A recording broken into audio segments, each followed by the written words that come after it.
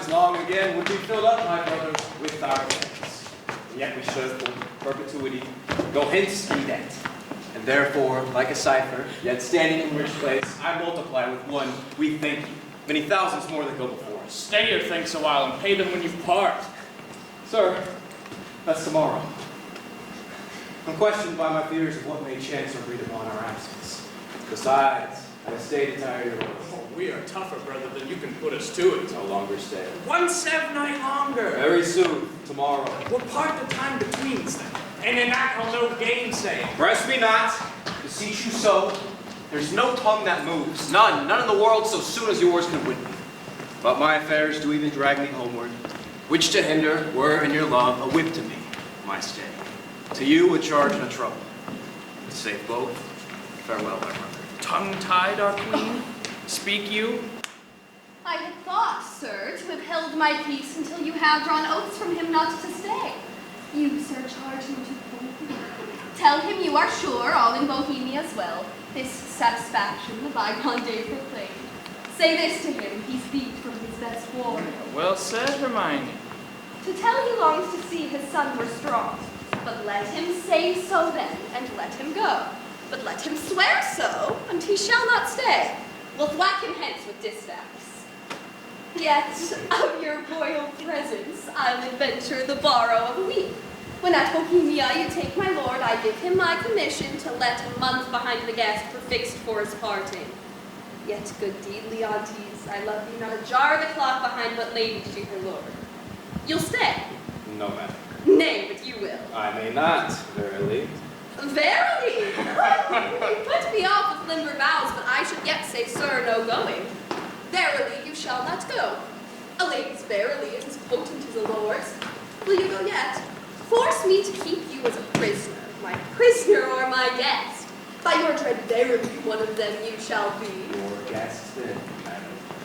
To be your prisoner should import offending, which is for me less easy to commit than you to punish. Not your jailer, then, but your kind hostess. Come, I'll question you of my lord's tricks and yours when you were boys. You were pretty lordings, then? We were, fair queen. 2 lads that thought there was no more behind such a day tomorrow as today. To be boy in turn. Was not my lord the very ragamuffin?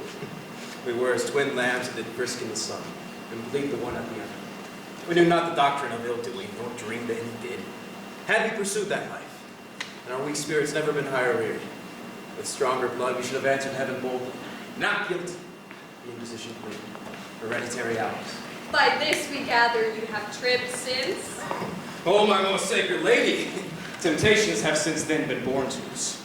For in those unfledged days was my wife a girl. Your precious self had been not crossed the eyes of my young playfellow. Yet go on. The offenses we have made you to will answer. At first you sinned with us, and that with us you did continue fault, and that you slipped not with any but with us. Is he won yet? He'll stay, my lord. At my request, he would not.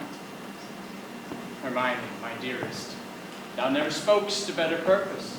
Never. Well, ne'er but once. What have I twice said well? I prithee tell me, crams with praise, say when.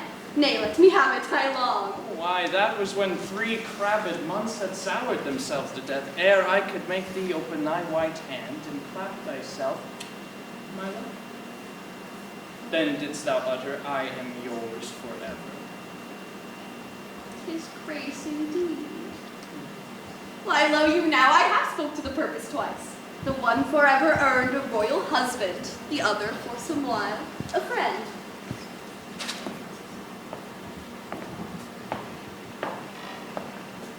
Too hot. Too hot. To mingle friendship far as mingling bloods. I have charmer courtesy.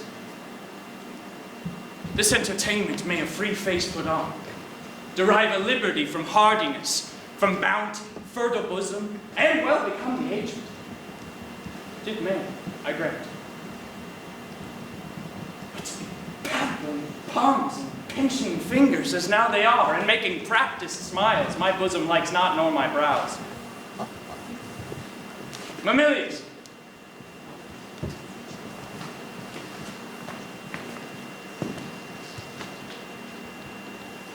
art thou my boy?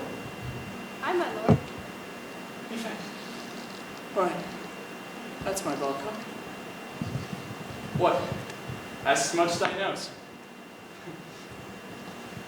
Oh, and they say it is a copy out of mine. Come, Captain, we must be neat. Still virginaling upon his palm.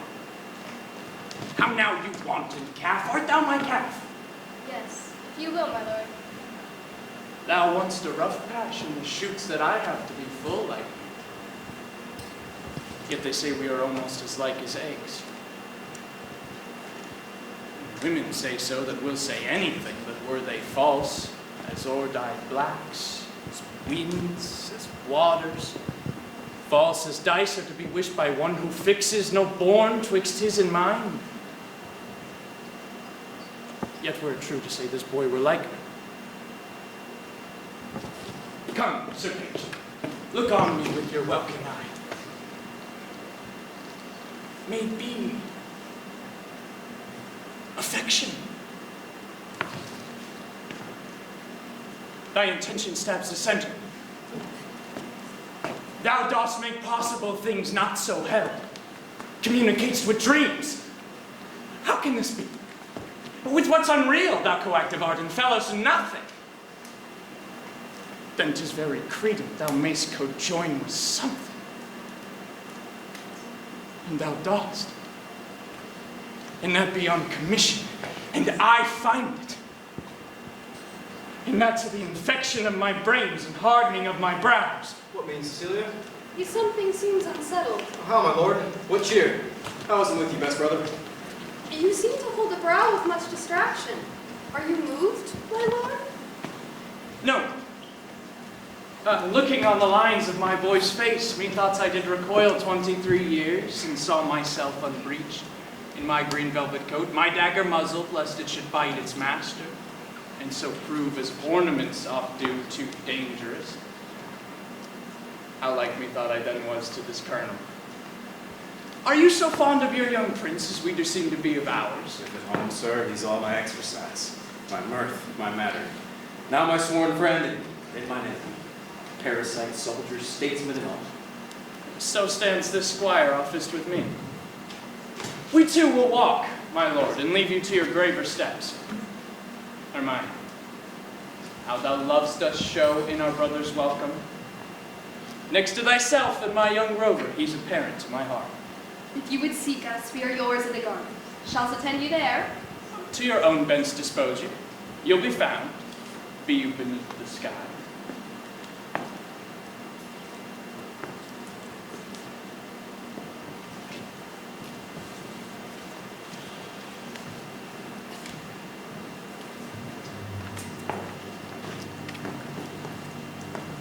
I am angling now, though you perceive me not how I give line.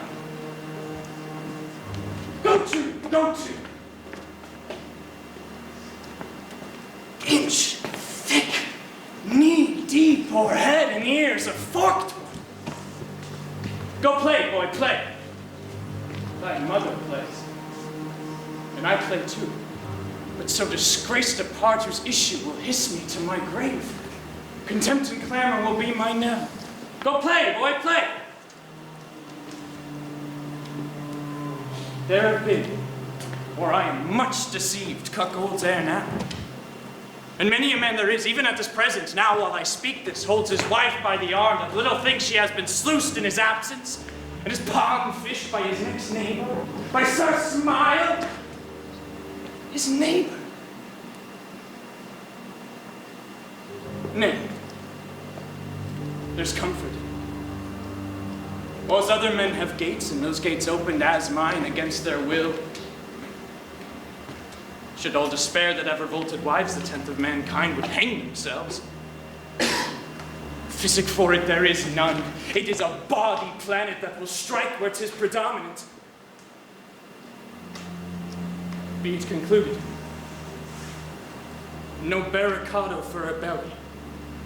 Note, it will let in and out the enemy with bag and baggage.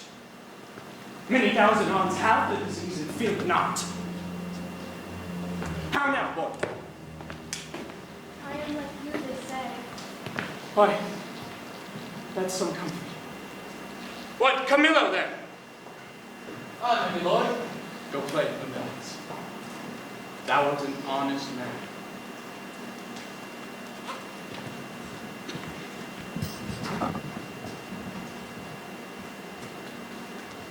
Camilla, this great sir will yet stay longer. You had much ado to make his anchor hold. You cast out, it still came home. Didst note it? He would not stay at your petitions. Made his business more material. Didst perceive it? They are here with me already, whispering, rounding, Sicilians, and so forth. How came it, Camilla, that he did stay? At the good queen's entreaty. At the Queen's? Good should be pertinent, but so it is not. Was this taken by any understanding paid but none? For thy conceit is soaking, will draw in more than the common blocks. Not noted is but of the finer natures, lower messes perchance are to this business purblind. Say A business, my lord, I think most understand Bohemia stays here longer. Stays here longer. Aye, but why? To satisfy your highness in the entreaties of our most gracious mistress? Satisfied. The entreaties of your mistress satisfied. Let that suffice. I have trusted thee, Camilla, with all the nearest things to my heart, as well my chamber councils, wherein priests like thou hast cleansed my bosom. I from thee departed like penitent, reformed. But we have been deceived in thine integrity, deceived in that which seems so. Be it forbid, my lord. By upon it, thou art not honest. Or if thou inclines that way, thou art a coward, which hawks his honesty behind, restraining from course required. Or else thou must be counted a servant, grafted in my serious trust in their negligence. Or else a fool, that sees the game played home, the rich take drawn and takes it off for My jest. gracious lord, I may be negligent, foolish, and fearful. In any one of these, no man is free, but that his negligence, his folly, fear, among the infinite doings of the world sometime put forth. In your affairs, my lord, if ever I were willful negligent, it was my folly.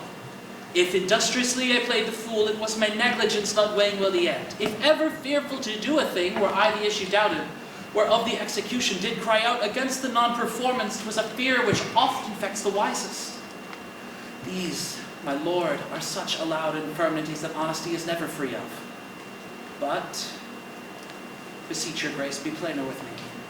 Let me know my trespass by its own visage. If I then deny it, 'tis none of mine. Not you seen, Camilla. But that's past doubt you have, or your eyeglass is thicker than a cuckold's horn. Or her, for to a vision so apparent, rumor cannot be mute. Or thought, for cogitation resides not in that man that does not think my wife is slippery. If thou wilt confess, or else be impudently negative to have nor eyes, nor ears, nor thought, then say my wife's a hobby horse. Deserves a name as rank as any flax wench that puts two before her chalk plate. Say it, and justify it. It would not be a stander by to hear my sovereign mistress clouded so, but my present vengeance taken. True, my heart, you never spoke what did become you less than this. Wish to reiterate, were sin as deep as that, though true. He's whispering nothing. He's leaning cheek to cheek. He's meeting noses. Kissing with inside lip. Stopping the career of laughing with a sigh. Horsing foot on foot. Skulking in corners, wishing clocks more swift. Hours, minutes, noon, midnight. Is this nothing? Why, then the world and all that's in it's nothing. The covering sky is nothing. Bohemia, nothing. My wife is nothing. Nor nothing have these nothings, if this be nothing. God, my lord, be cured of this diseased opinion and betimes, for 'tis most dangerous. Say it be, 'tis true. No, no, my lord. It is. You lie. You lie. I say thou liest, Camillo, and I hate thee. Pronounce thee a gross lout, a mindless slave, or else a hovering temporizer that canst with thine eyes at once see good and evil, inclining to them both. Who dost affect? Why, he that wears her like a medal hanging about his neck. Bohemia! who, if I had servants true about me that bare eyes to see alike mine honor as their prophets, their own particular thrifts, they would do that which should undo more doing. I, and thou, his cupbearer, whom I from meaner form have raised and reared to worship, who may see plainly as heaven sees earth and earth sees heaven how I am God, mightst bespice a cup to give mine enemy a lasting wink, which draught to me were cordial. Sir, my lord, I could do this. And that with no rash potion, but with a lingering dram that should not work maliciously like poison.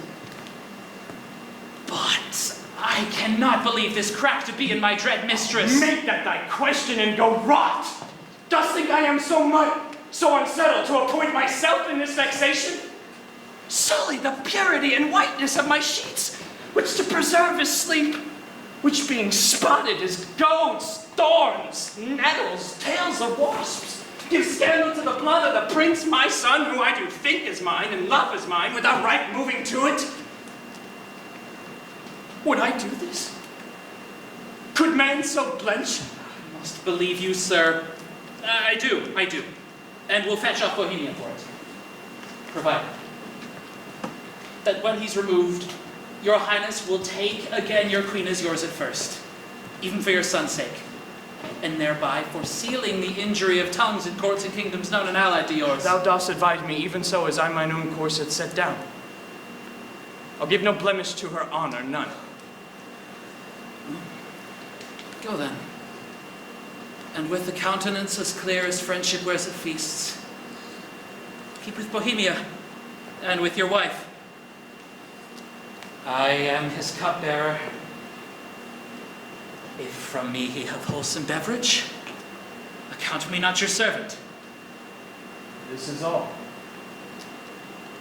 Do it, and thou hast the one half of my heart.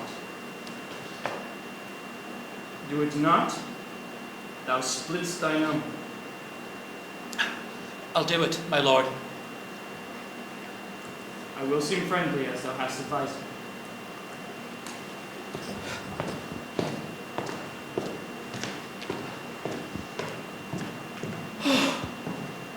Miserable lady! But for me, what case stand I in? I must be the poisoner of good Polixenes? My grounds to do it is the obedience to a master, one who in rebellion with himself will have all that are his so too. To do this deed, promotion follows. If I could find example of thousands that had struck anointed kings and flourished after I not do it. But since nor brass, nor stone, nor parchment bears not one, let villainy itself forswear it. I must forsake the court. To do it or no is certain to me a breakneck. This is strange, methinks. They are here against the war. Not speak. Good day, Camillo. Hail, most royal sir. What is the news in the court? None rare, my lord. King hath on such a countenance as he had lost some province. The region loved as he loves himself. Even now I met him with customary compliment. He, wafting his eyes to the contrary, and falling a lip of much contempt, speed from me. So leaves me to consider what is breeding that changeth thus his manners. I dare not know, my lord. How dare not? Do not. Do you know and dare not be intelligent to me? 'Tis thereabouts. For to yourself, what you do know, you must. You cannot say you dare not. Oh, good Camillo, your changed complexions are to me a mirror, which shows me mine change too. For I must be a party in this alteration, finding myself thus altered with. There is a sickness which puts some of us in distemper. But I cannot name the disease, and it is caught of you that yet are well. How caught of me? If you know aught which does behold my knowledge, thereof to be informed, imprisoned not in ignorant concealment. I may not answer. Sickness caught of me, and yet I well. I must be answered. Dost thou hear, Camillo? I conjure thee that thou declare what incidency thou dost guess of harm is creeping toward me. Sir, I will tell you. As I am charged in honor, and by him who I think honorable, On, Camillo. I am appointed him to murder you.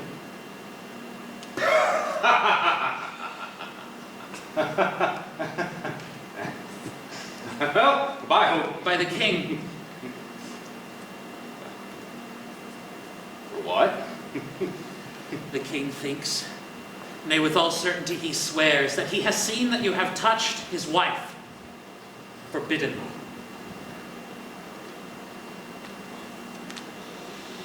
How shall this spread? I know not, but I am certain to say for to avoid what's grown and question how 'tis born. If therefore you dare trust my honesty, away tonight. Your followers I will whisper to the business, and by twos and threes at several posterns clear them of the city. As for myself, I'll put my fortunes to your service, which I hear by this discovery lost. Be not uncertain, for by the honor of my parents I have spoken truth, which if you seek to prove I dare not stand by. Do believe thee. I saw his heart in his face. Give me thy hand. Be pilot, and thy places shall still be in mine. My ships are ready, and my people did expect my hence departure 2 days ago. This jealousy is for a precious creature. As she's rare, must it be great. And as this person's mighty, violent. Fear overshades me. A good expedition be my friend, and comfort the gracious queen. Part of his theme, but nothing of his ill-taken suspicion. Come, Camillo, let us avoid. So please your highness to take the urchin down. Come, sir, away!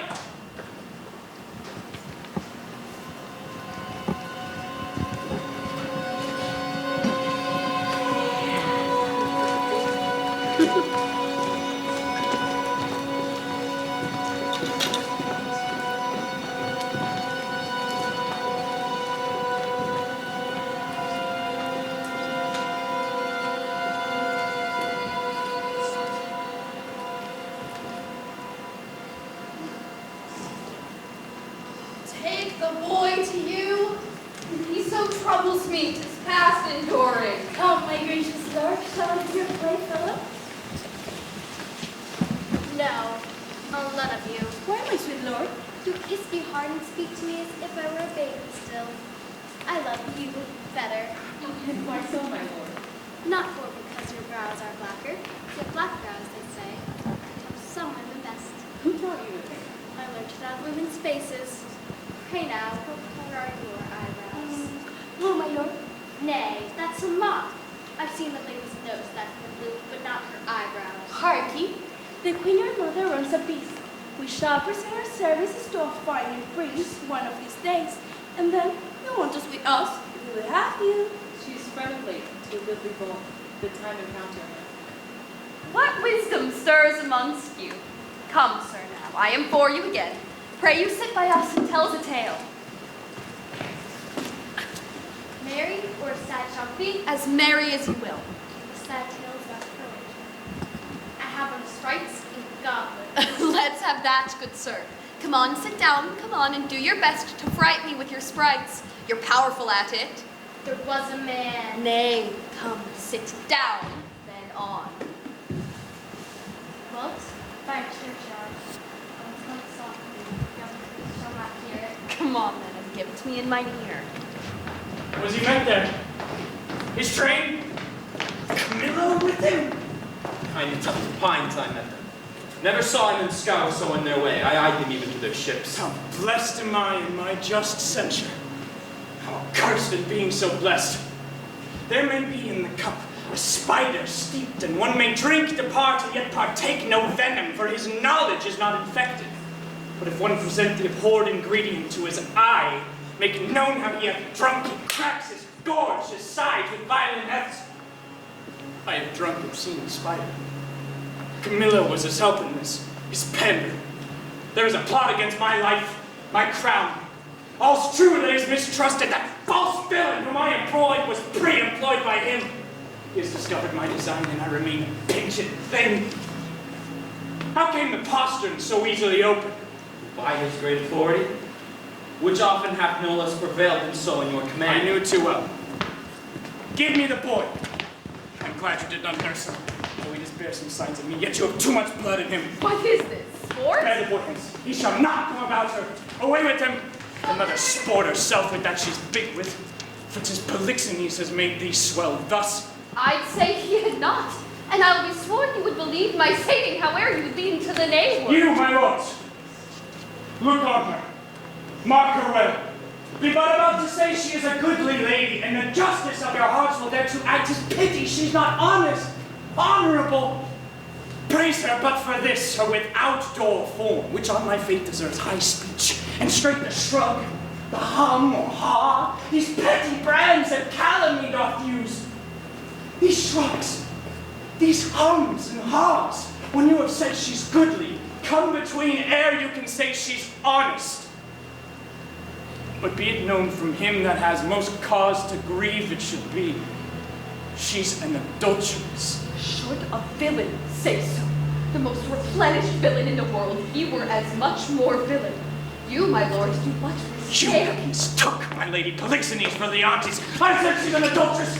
I said with whom? More, she's a traitor. And Camillo is a federary with her, and one that knows what she should shame to know herself, but with her most vile principle. And privy to this their late escape. No, by my life, privy to none of this. How will this grieve you, when you shall come to clearer knowledge you thus have published? Gentle, my lord, you scarce can write me through because to say you did mistake. Away with her to prison. He who shall speak for her is afar off guilty, but that he speaks. Good, my lords. I am not prone to weeping, as our sex commonly are, the want of which vain dew, perchance, shall dry your pities. I have that honorable grief, lodged here, which burns worse than tears drown. Beseech you all, my lords, with thoughts so qualified as your charities shall best instruct you, measure me, and so the king's will be performed. Shall I be heard? Who is it that goes with me? Beseech your highness, my women may be with me, for you see my plight requires it. Do not weep, good fools. There is no cause. You shall know your mistress has deserved prison, then abound in tears as I come out. This action I now go on is for my better grace.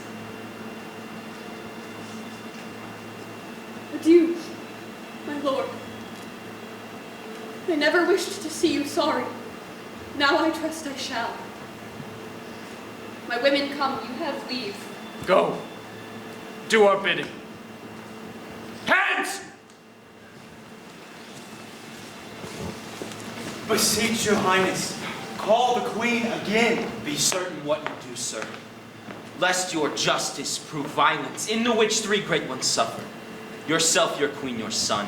For her, my lord, I dare my life lay down, and will do it, sir. Please you to accept it that the queen is spotless in the eyes of heaven. And to you, I mean in this which you accuse her. If it prove. Hold your pieces. Good, my lord. It is for you we speak, not for ourselves. You are abused, and by some. Put her on, that will be damned for it. Would I be the villain, I would land dead. Cease! No more!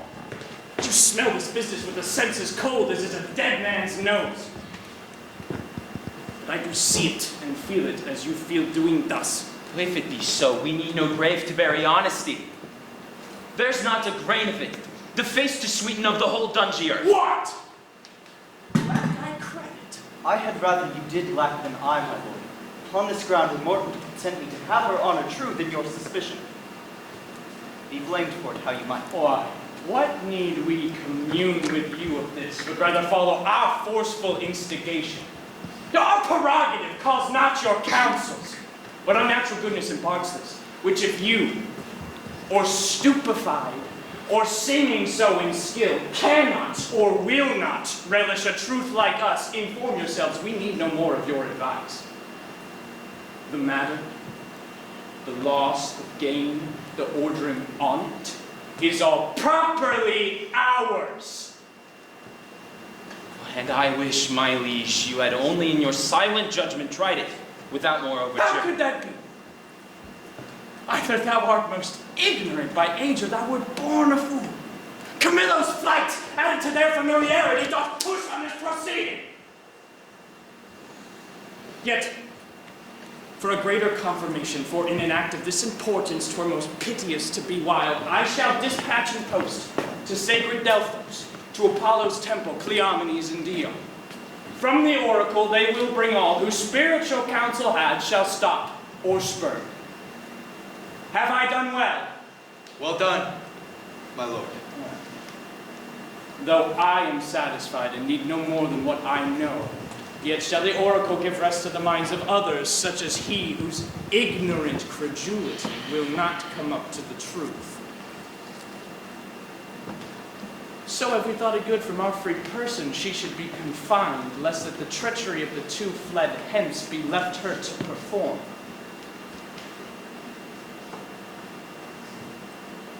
Come, follow us. We are to speak in public, for this business will raise us all.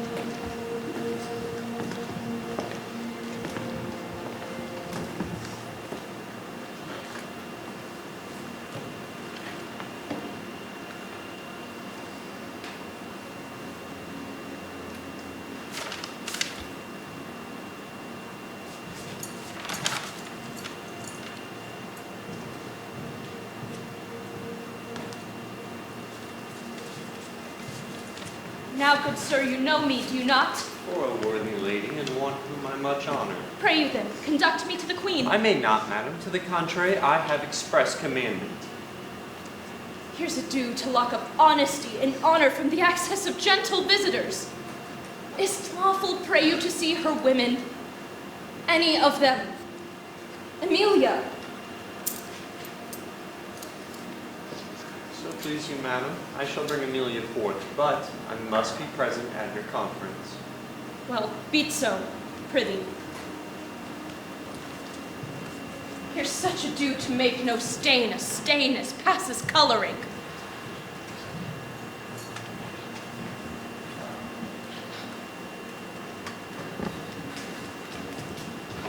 Dear gentlewoman,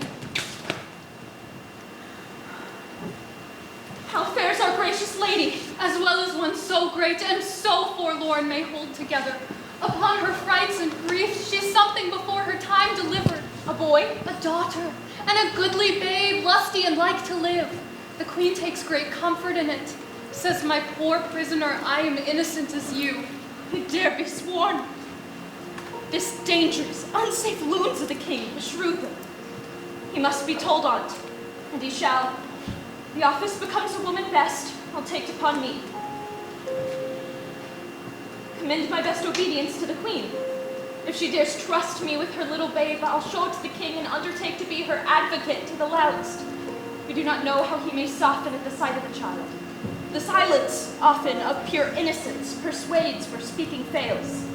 I'll presently acquaint the queen with your most noble offer, who but yesterday hammered of this design. But durst not tempt a minister of honor, lest she should be denied. Tell her, Amelia, I'll use that tongue I have.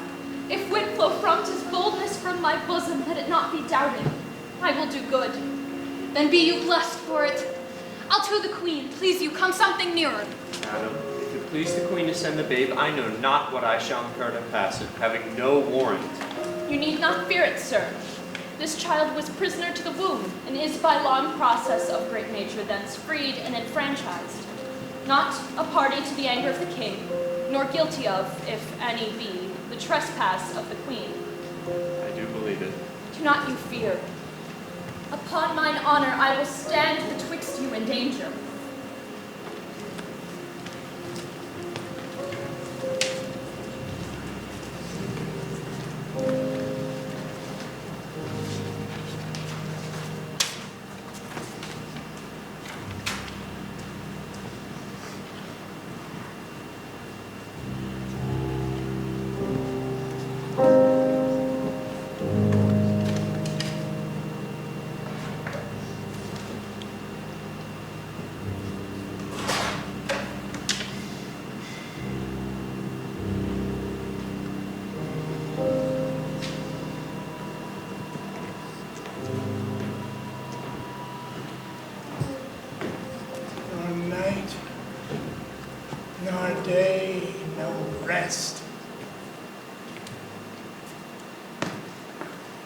It is but weakness to bear the matter thus.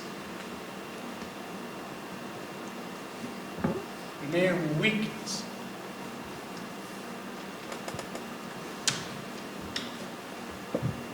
If the cause were not in being, part of the cause, she, the adulteress, say that she were gone, given to the fire, a moiety of my rest might come to me again. Who's that? My lord, How does the boy? he took the rest tonight his hope of seeing us is discharged. Leave me so. Go!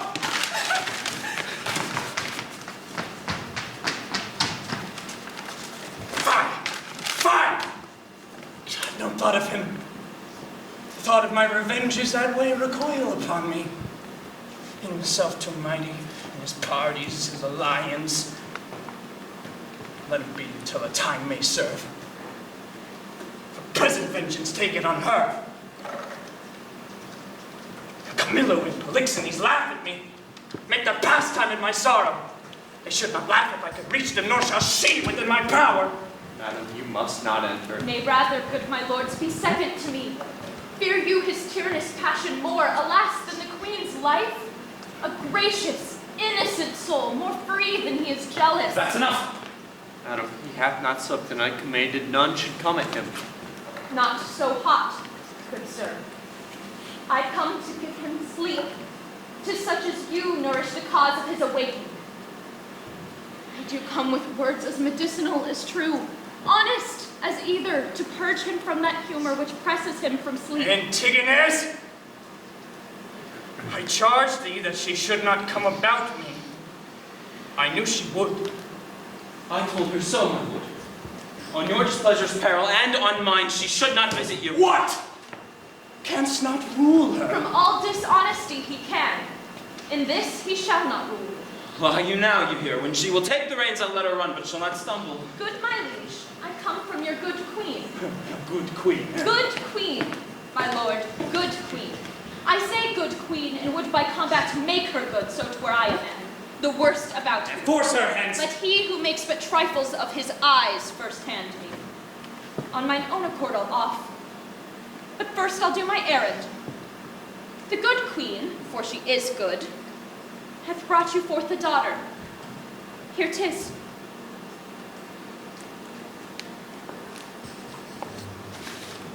Commends it to your blessing. Out!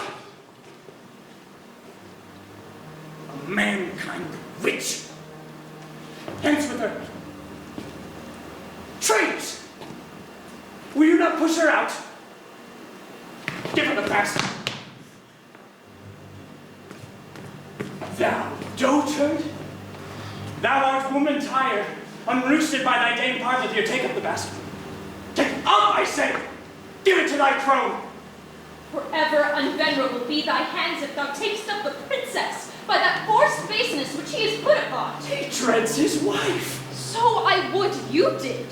Then 'twere past all doubt you'd call your children yours. A nest of traitors. I am none by this good light. Nor I, nor any but one that's here, and that's himself.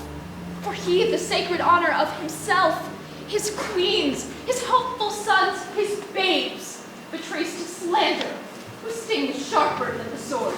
And will not, for as the case now stands, it is a curse. He cannot be compelled to it.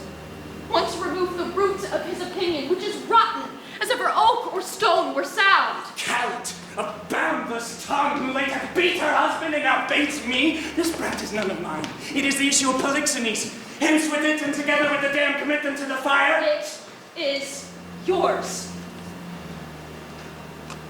Although the print be little, the whole matter and copy of the father, eye, nose, lip, trick of his frowns, his forehead, nay the valley, the pretty dimple of his chin and cheek, his smiles, the very mold and frame of hand, nail, finger, and thou good goddess nature, which has made it so like to him that got it.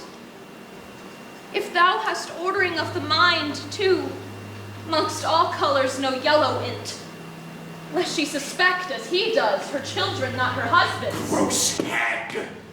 And Lazo, thou art worthy to be hanged, that wilt not stay her tongue. Hang all the husbands that cannot do that feat. You leave yourself to us! More, take her hands! The most unworthy and unnatural lord can do no more. I'll have thee burnt. I care not. It is a heretic that makes the fire, not she which burns it. I'll not call you tyrant, but this most cruel usage of your queen, not able to produce more accusation than your own weak, hinged fancy, something safer satiric, and will ignoble make you, yea, scandalous to the world. On your allegiance out of the chamber with her. Were I a tyrant, where were her life? She durst not call me so if she did know me one. Away with her! Push me. I'll be gone. Look to your babe, my lord. 'Tis yours. Jove send her a better guiding spirit. What needs these hands? You that are thus so tender o'er his follies will never do him good. Not one of you. So, farewell. We are gone.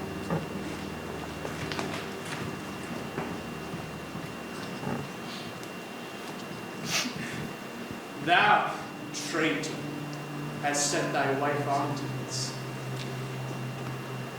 My child? Away with thee. Even now that hast a heart so tender o'er it, take it hence and see it instantly consumed with fire. Even now, and none but thou. Take it up straight. Within this hour bring me word 'tis done, and by good testimony, or I'll seize thy life.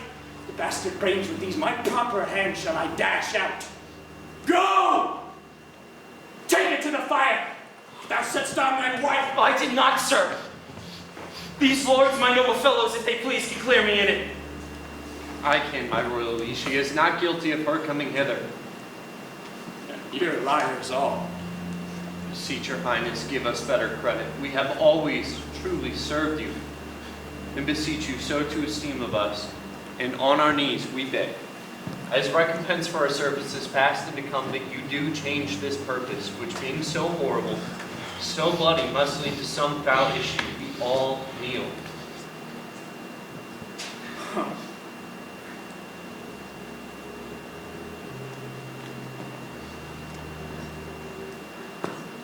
Shall I live on to see this bastard kneel and call me father? Better burn it now than curse it then.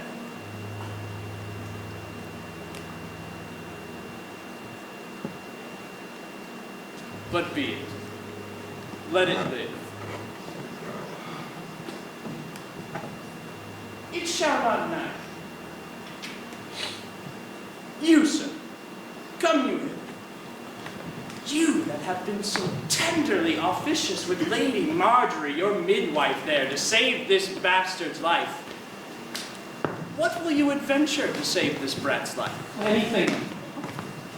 Upon the little blood which I have left to save the innocent, anything possible. It shall be possible.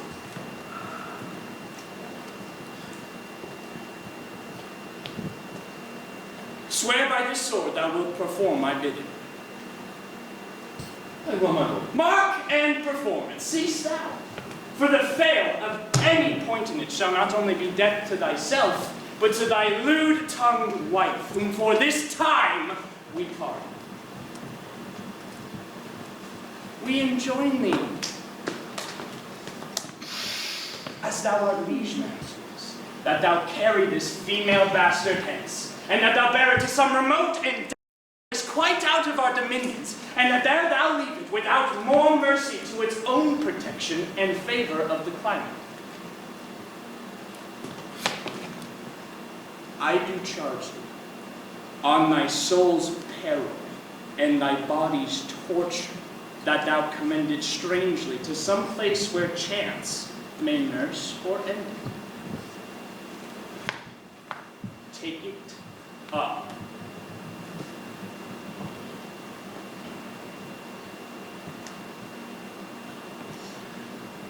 I will, my lord.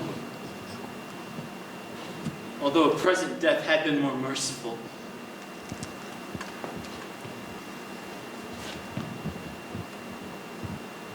Come on, poor babe.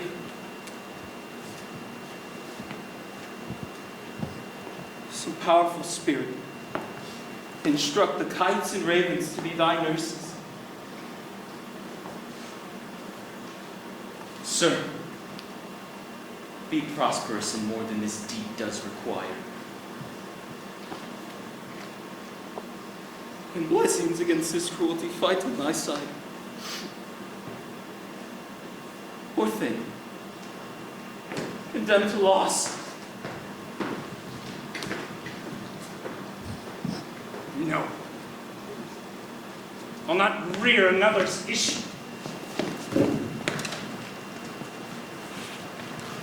Please, your highness, posts from those who sent to the oracle have come now with sense. Cleomenes and Dion, being well arrived from Delphos, are hasting to the court. So please you, sir, their speed hath been beyond account. 23 days they have been absent. 'Tis good speed. Foretells the great Apollo suddenly will have the truth have disappeared. Prepare you, lords. Summon a session that we may arraign our most disloyal lady. For as she hath been publicly accused, so shall she have a just and open trial. While she lives, my heart will be a burden to me. Leave me, and think upon my bid.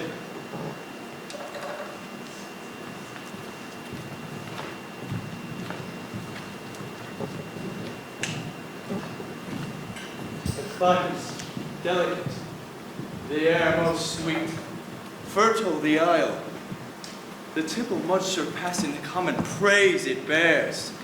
I shall report for most did cotton, the celestial paths, methinks I so should term, and the reverence for grave wares, of sacrifice, how ceremonious, solemn, unearthly was in the offering. But of all, the burst and ear-deafening voice of the oracle, kin to Jove's thunder, so surprised my sense that I was nothing.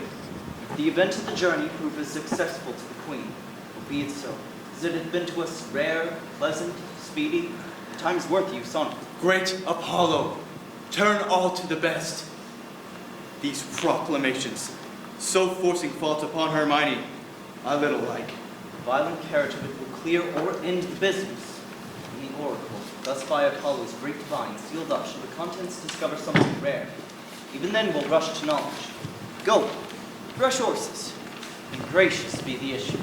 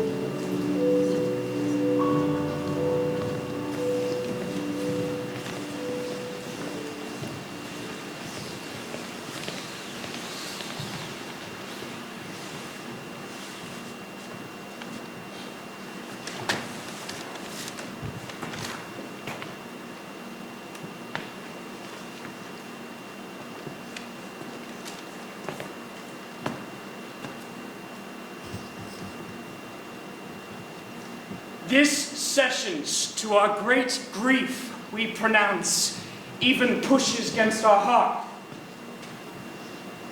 The party tried, the daughter of a king, our wife, and one of us too much beloved. Let us be cleared of being tyrannous, since we so openly proceed in justice, which shall have due course, even to the guilt or the purgation. Produce the prisoner. It is His Highness's pleasure that the Queen appear in person here in court. Silence! Read the indictment. Hermione, Queen to the worthy Leontes, King of Sicilia, thou art here accused and arraigned of high treason, in committing adultery with Polixenes, King of Bohemia, in conspiring with Camillo to take away the life of our sovereign lord the king, thy royal husband, the pretense whereof being by the circumstances partly laid open, thou, Hermione, contrary to the faith and allegiance of a true subject, didst counsel and aid them, for their better safety, to fly away by night.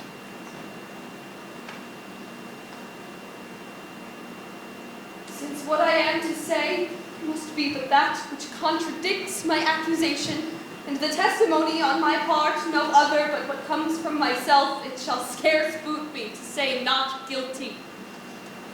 Mine integrity, being counted falsehood, shall, as I express it, be so received. But thus, if powers divine behold our human actions as they do, I doubt not then but innocence shall make false accusation blush, and tyranny tremble at patience.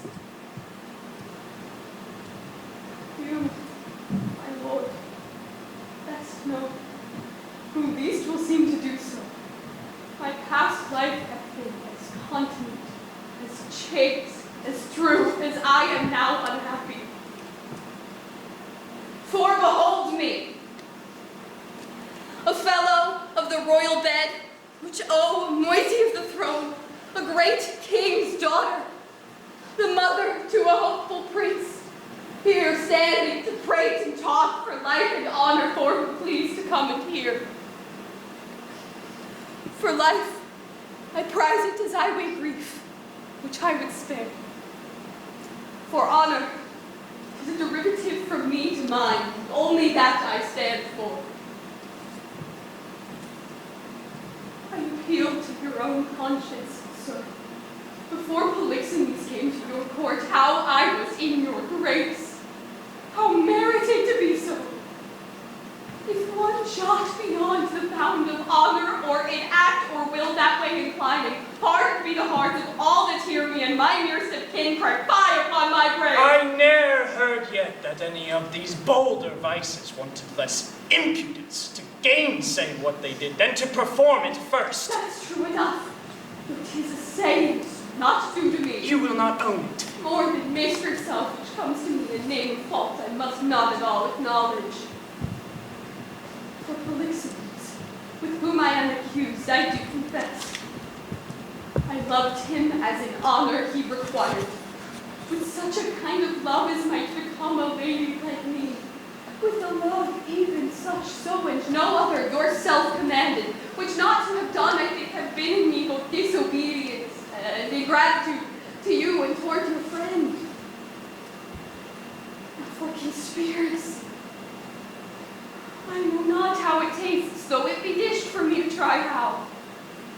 All I know of it is that Camillo is an honest man, and for why he left your court, the gods themselves, knowing no more than I, are ignorant. You knew of his departure, as you know what you have undertaken to do in his absence. Sir, you speak a language that I understand You are not. a bastard by Polixenes, which to deny concerns more than avails. For as thy brat hath been cast out, like to itself, no father owning it, which is indeed more criminal in thee than it, so thou shalt feel our justice, in whose easiest passage look for no less than death. Sir, spare your threats. The bug which you would fright me with, I seek. To me can life be no commodity. The crown and comfort of my life, or favor, I do give lost, for I do feel it gone, but know not how it went. My second joy and first fruits of my body, from his presence I am barred like one infectious. My third comfort, starting most unluckily, is from my breast, the innocent milk in its most innocent mouth, haled out to murder, myself on every post proclaimed a strumpet. Lastly, hurried here to this place of the open air before I have got strength of limit. Now, my liege, tell me what blessings I have here alive that I should fear to die.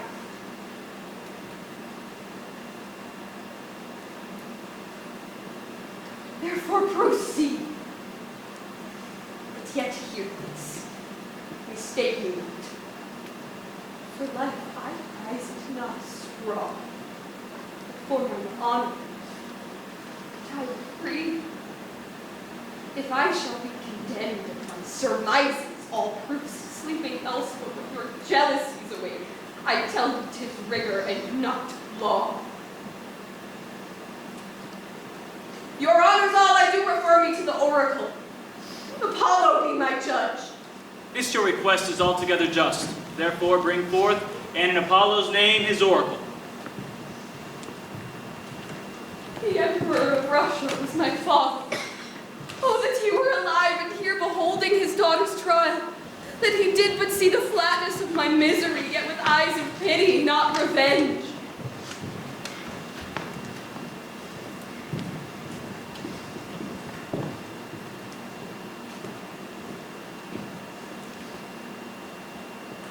You here shall swear upon this sword of justice, that you, Cleomenes and Dion, have been both at Delphos, and from thence have brought the sealed-up oracle, and that, since then, you have not dared to break the holy seal, nor read the secrets in it. All this we swear. Break up the seals and read.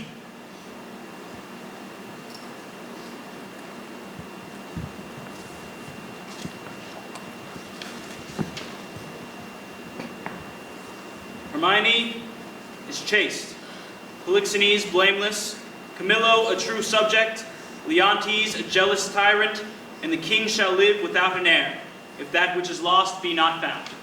Praise. Hast thou read truth? Aye, my lord, even so as it is here set down.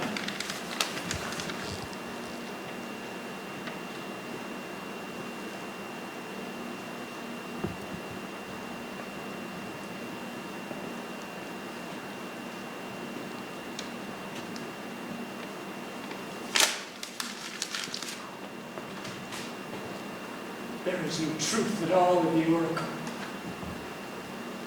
This session shall proceed. This is mere falsehood. No, my lord! My lord the king! My lord the king! Oh, the king! What is the business? Oh, sir, it shall be hated to report.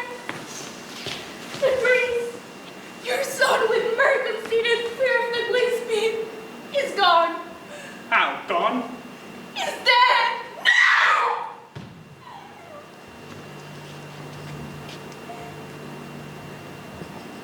Apollo's angry. And the heavens themselves do strike at my injustice. How now then? This news is mortal to the queen. Look down and see what death is doing. Take your hands. Her heart is but our charge. She will recover. I have too much believed my own suspicion. Beseech you, tenderly apply to her some remedies for life.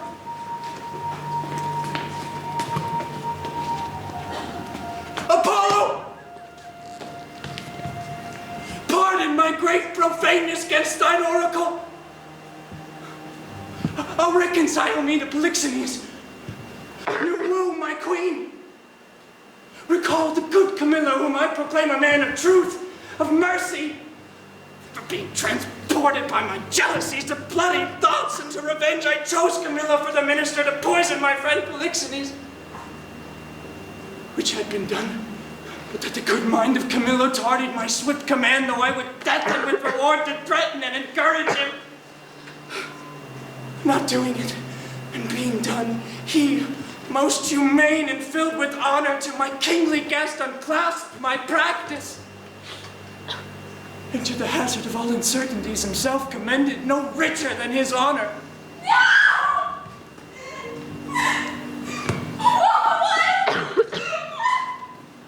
Camillus! Lest my heart cracking and pricked you!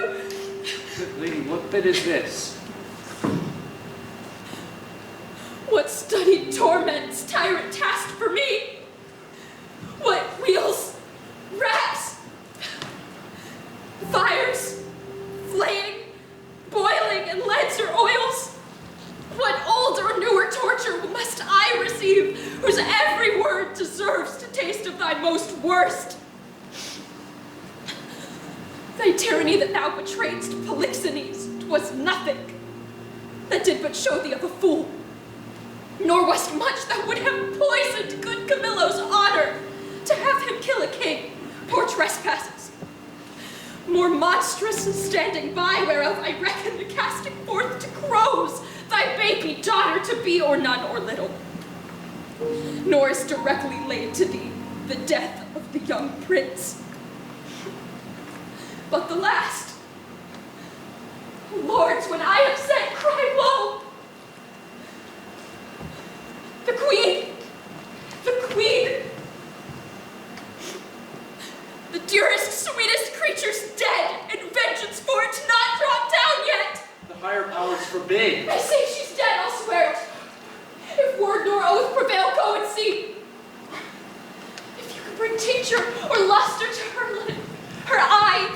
eat outwardly or breath within, I'll serve you as I would do the gods. But oh, thou tyrant, do not repent these things, for they are heavier than all thy woes can stir. Rather betake thee to nothing but despair. 1,000 knees, 10,000 years together, naked, fasting, upon a barren mountain, and still winter and storm perpetual could not move the gods to look that way thou wert. Go on. Go on. Thou canst not speak too much. I have deserved no tongues to talk their bitterest. Say no more. How the business goes, you've made fault in the boldness of your speech. I am sorry for it. All faults I make when I shall come to know them, I do repent. Alas, I have shown too much the rashness of a woman.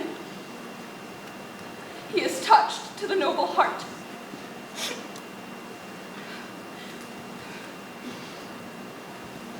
What's gone and what's past help should be past grief. Do not receive affliction at my petition, I beseech you. Rather let me be punished that have minded you of what you should forget. Now, good my liege, sir, royal sir, forgive a foolish woman. The love I bore your queen, O fool again. I'll speak of her no more, nor of your children. I'll not remember you of my own lord, who is lost too. Take your patience to you, and I'll say nothing. Thou didst speak but well and most the truth. Prithee, bring me to the dead bodies of my queen and son. One grave shall be for both. Upon them shall the causes of their death appear unto our shame perpetual. Once a day I'll visit the chapel where they lie, and tears shed there shall be my recreation. Come.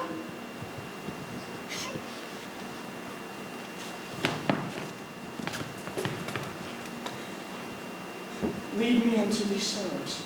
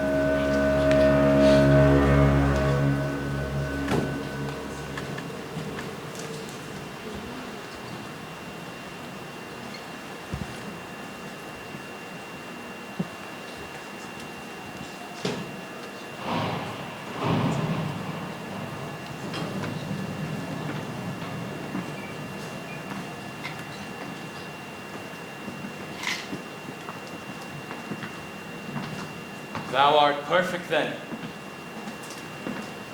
Our ship hath touched upon the deserts of Bohemia. My lord, we fear that we've landed in ill time. The skies look grimly and threaten present clusters. My conscience, the heavens with that we have in hand are angry and frown upon us. Their sacred wills be done. Go, get aboard, look to thy bark. I'll not be long before I call upon you. Make your best haste, and go not too far into land. There's like to be loud weather. Besides, this place is famous for the beasts of prey that keep upon it. Go thou away, I'll follow instantly. I'm glad at heart to be so rid of the business.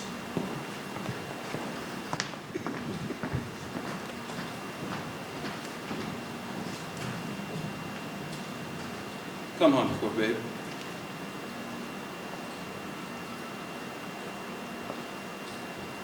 I have heard, but not believed, the spirits of the dead may walk again. If such thing be, thy mother appeared to me last night. For ne'er was a dream so like a waking. Pure white robes, like very sanctity, she did approach my cabin where I lay. Thrice bowed before me, and gasping to begin some speech, her eyes became two spouts, the fury spent. Anon did this break from her. Good Antigonus, since fate against thy better disposition hath made thy person for the thrower out of my poor babe, according to thine own, places remote enough are in Bohemia. There weep and leave it crying, and for the babe is counted lost forever. Heard it, I prithee call it. For this ungentle business put on thee by my lord,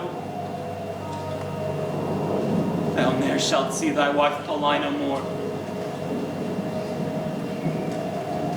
And so, with shrieks she melted into air. Affrighted much, I did in time collect myself and thought this was so, and no slumber. Dreams are toys. Yet for this once, yea, superstitiously, I will be squared by this. I do believe Hermione hath suffered death, and that Apollo, for this indeed being the issue of King Polixenes, should here be laid, either for life or death, upon the earth of its right father.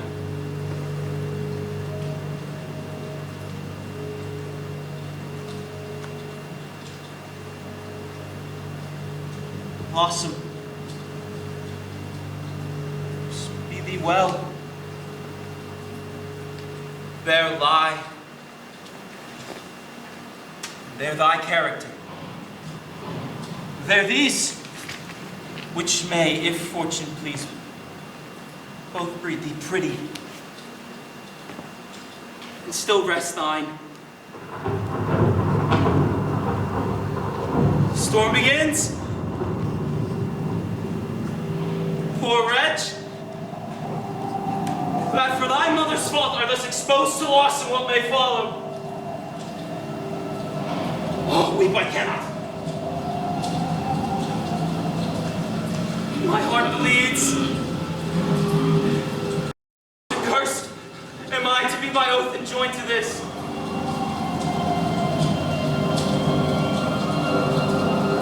Farewell.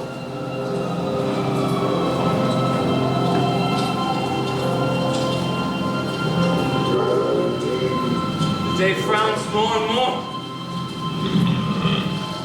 I never saw the heavens so dim by day. Savage clamor. May well I get aboard. This is the chase.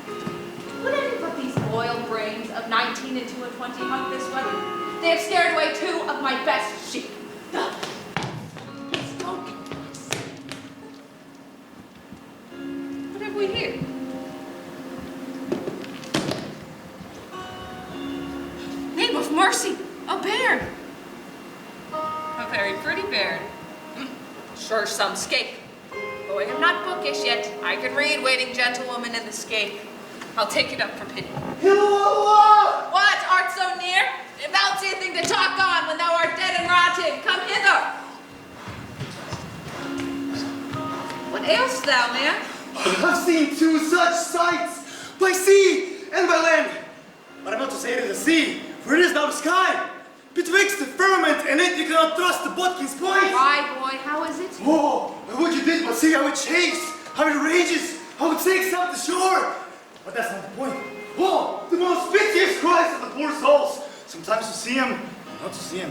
Now the ship, boring the moon with its main mast, and anon swallowed with yeast and fraud, has stood across the port into a hawk's head. But there's the land service. Oh, to see how the bear tore out his shoulder bone. And how he cried to me for help and said his name was Antigonus, a nobleman. But to make an end of the ship, to see how the poor souls roared and the sea mocked them, and how the poor gentlemen roared and the bear mocked them, both roaring louder than the sea or weather. Name of mercy, what was this, boy? Now, I have not winked since I saw these sights. The men are yet not cold on the water, nor the bear hath dined on the gentleman. He's at it now. Heavy matters, heavy matters. But look thee here, boy. Now bless thyself. Thou medst with things dying, I with things newborn. Here's a sight for thee. Look thee. A bearing cloth for a squire's child. Look thee here. Take up, boy. Open it. So let's see. Who's told me I should be rich by the fairies? This is some changeling. Open it. What's within, boy? Oh, gold! Oh, gold! This is fairy gold and 12 proof, so up with it, keep it close. We are lucky, boy, and to be so still requires nothing but secrecy. Let my sheep go. Come, good boy, the next way home. You go the next way with your friends. I'll go see if the bear be gone from the gentleman, and how much you have eaten. If there is any left, I'll bury it. That's a good deed. If thou mayest discern by that which is left of him what he is, fetch me to the sight of him. Mary will lie, and you shall have put him on the ground. It is a lucky day, boy, and we will do good deeds on it.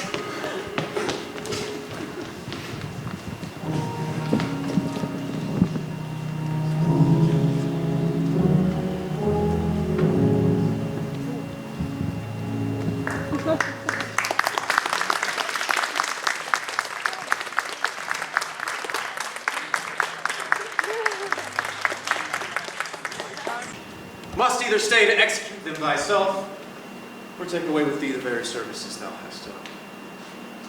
Which if I have not enough considered, as too much, I cannot.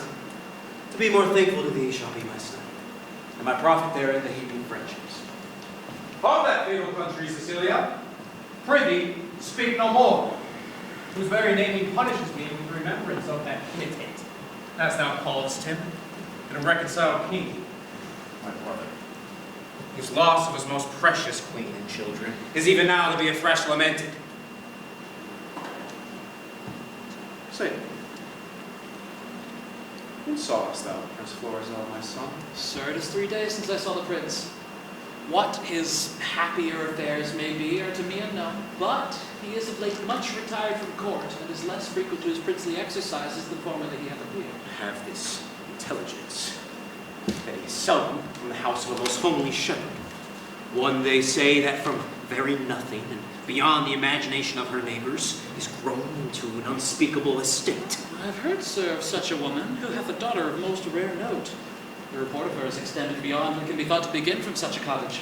Thou shalt accompany us to the place, where we will, not appearing what we are, have some question with the shepherd. Prithee, be my present partner in this business, and lay aside thoughts of Cecilia. I humbly obey your command. Oh, my best Camillo. Ah, we must disguise ourselves.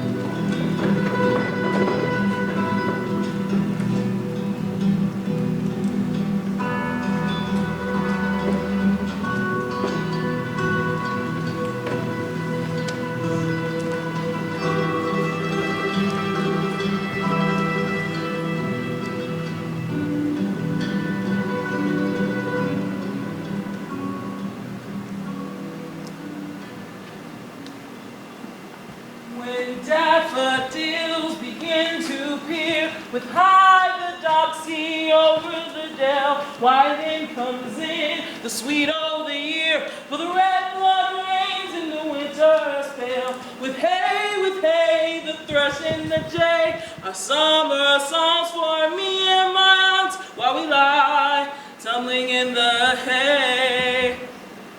Hey! I have served Prince Farzel, and in my time wore 3 pile. But I am out of service. My father named me Autolycus, my revenue a silly cheat. But hey. Let's see. Every 11 weather tods, every tod yields pound, I'm not sure. 1,500 short. What comes to wool to? If the spring holds, the cock is mine. I cannot do it without counters. Let me see. What am I to buy for our ship-sharing feast? 3 pounds of sugar, 5 pounds of currants, rice. What will this sister of mine do with rice? But my mother had made her the mistress of the feast, and she lays it on. Oh! Oh! Oh! Oh! Alas, poor soul! I am robbed, sir. Being my money in a pound taken from me, and these detestable things upon me. Give me that hand. I'll help you. Oh, give me that hand. Oh, oh, sir.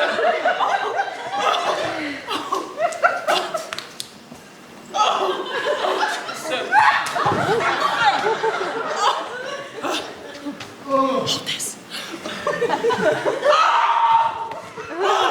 Alas, poor soul! Alvin, my shoulder blade is out. Oh no, can't stand. Oh, good sir. Oh, sweet sir. Oh, God. Oh, you have done me a charitable office. Doesn't have any money. I have a little money for thee. Oh, no, good sir. I beseech you. I have a kinsman I pass a mile 3 hence on to whom I was going, who shall give me money or whatever I want. What manner of fellow was he that loved you? A servant of the prince. I cannot tell for which his virtues it was, but he was certainly went out the court. His vices, you would say. There's no virtue in town of the court. They cherish it to make it stay there. I knew her, a process server, a bailiff, had married a tinker's wife, flown over many knavish professions, and only she settled in robe. Some call her Autolycus. Oh, I want to put her for my life. Pray. That's it. Very true, sir. She, the robe that put me in so peril. Not a more cowardly rogue in all Bohemia. If you'd have looked big and spit at her, she'd have run. I must confess, sir, I'm no fighter. How do you now? Sweet sir, much better. I could stand and walk and even take my leave if their place pay softly towards my kinsman. Shall I bring thee on the way? No, good sir. No, sweet sir. Fairly well. I must go buy spice for our sheep shearing. Prosper you, sweet sir! I will be with you at your sheep shearing too. If I make not this cheat and shearing prove sheep, let me be unrolled and my name put in the book of virtues. Jog on, a footpath of thank you, and there your heart goes all the day. Your satire's in a mile.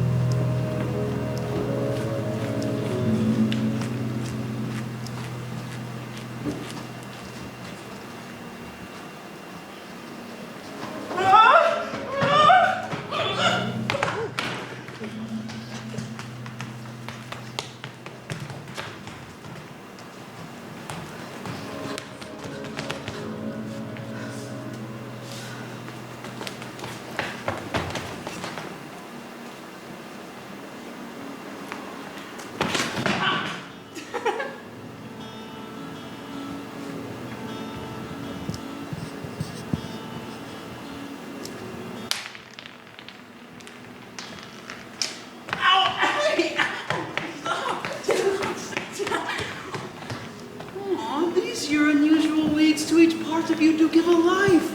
No shepherdess, but Flora peering in April's front. This your sheep shearing is as a meeting of the petty gods, and you the queen on it. Your high self, the gracious mark of the land you have obscured the swain's wearing, and me, poor lowly maid, most goddess-like ranked up.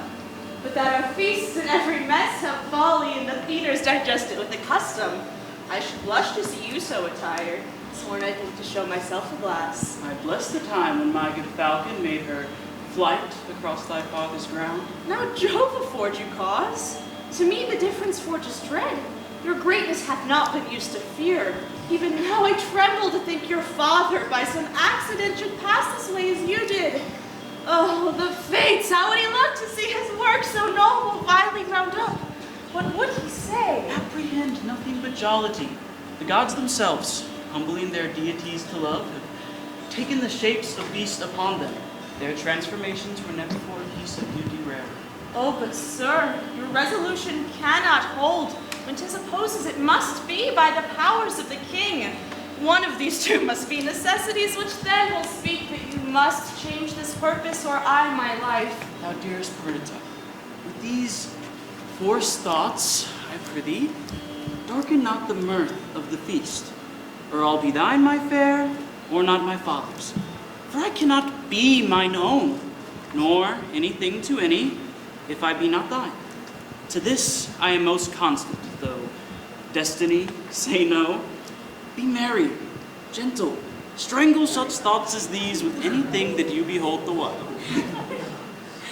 Your guests are coming. Lift up your countenance, as if for the day of celebration of that nuptial which we two have sworn shall come. Address yourself to entertain these sprightly. Let's be read with mirth. Sir, welcome. It is my mother's will I should take on me the hostesship of the day. Sir, hand me those flowers and torches. Reverend sirs, for you there's rosemary and rue, which keep seeming and savor all the winter long. Grace and remembrance be to you both, and welcome to our shearing. Shepherdess, a fair one you are. Well, you fit our age. Flowers of These are flowers of middle summer, and I think they are given to men of middle age. You're very welcome.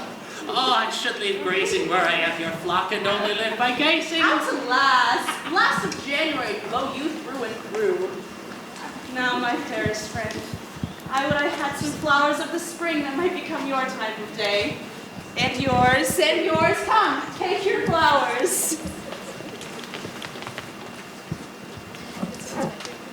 What you do still betters what is done.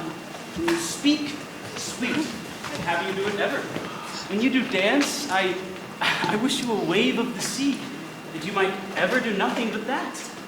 Each your doings, so singular and each particular, crowns what you are doing in the present deed, that all your acts are queens. Oh, Doricles, your praises are too large, but that your youth and the true blood which peepeth fairly through do plainly give you out unsustained shepherd.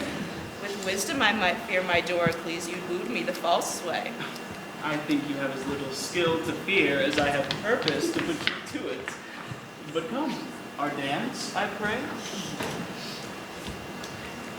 This is the prettiest, low-born lass that ever ran on the green sward. Nothing she does or sings but smacks of something greater than herself. Too noble for this place. Come on, strike up! Mopsa must be our mistress. Mary Garlic to mend her kissing with. Now, in good time. Oi! Let a ward! We stand up on our manners. Come, strike up! Hey.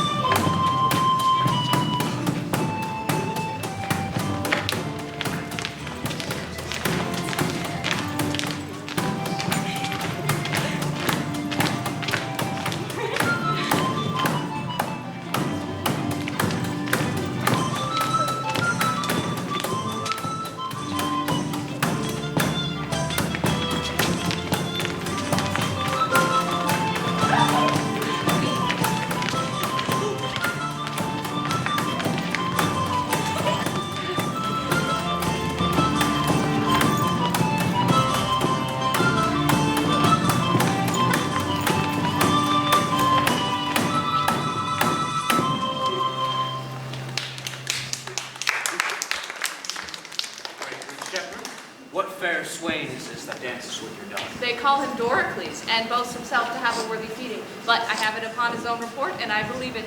He looks like soup. He says he loves my daughter. I think so too.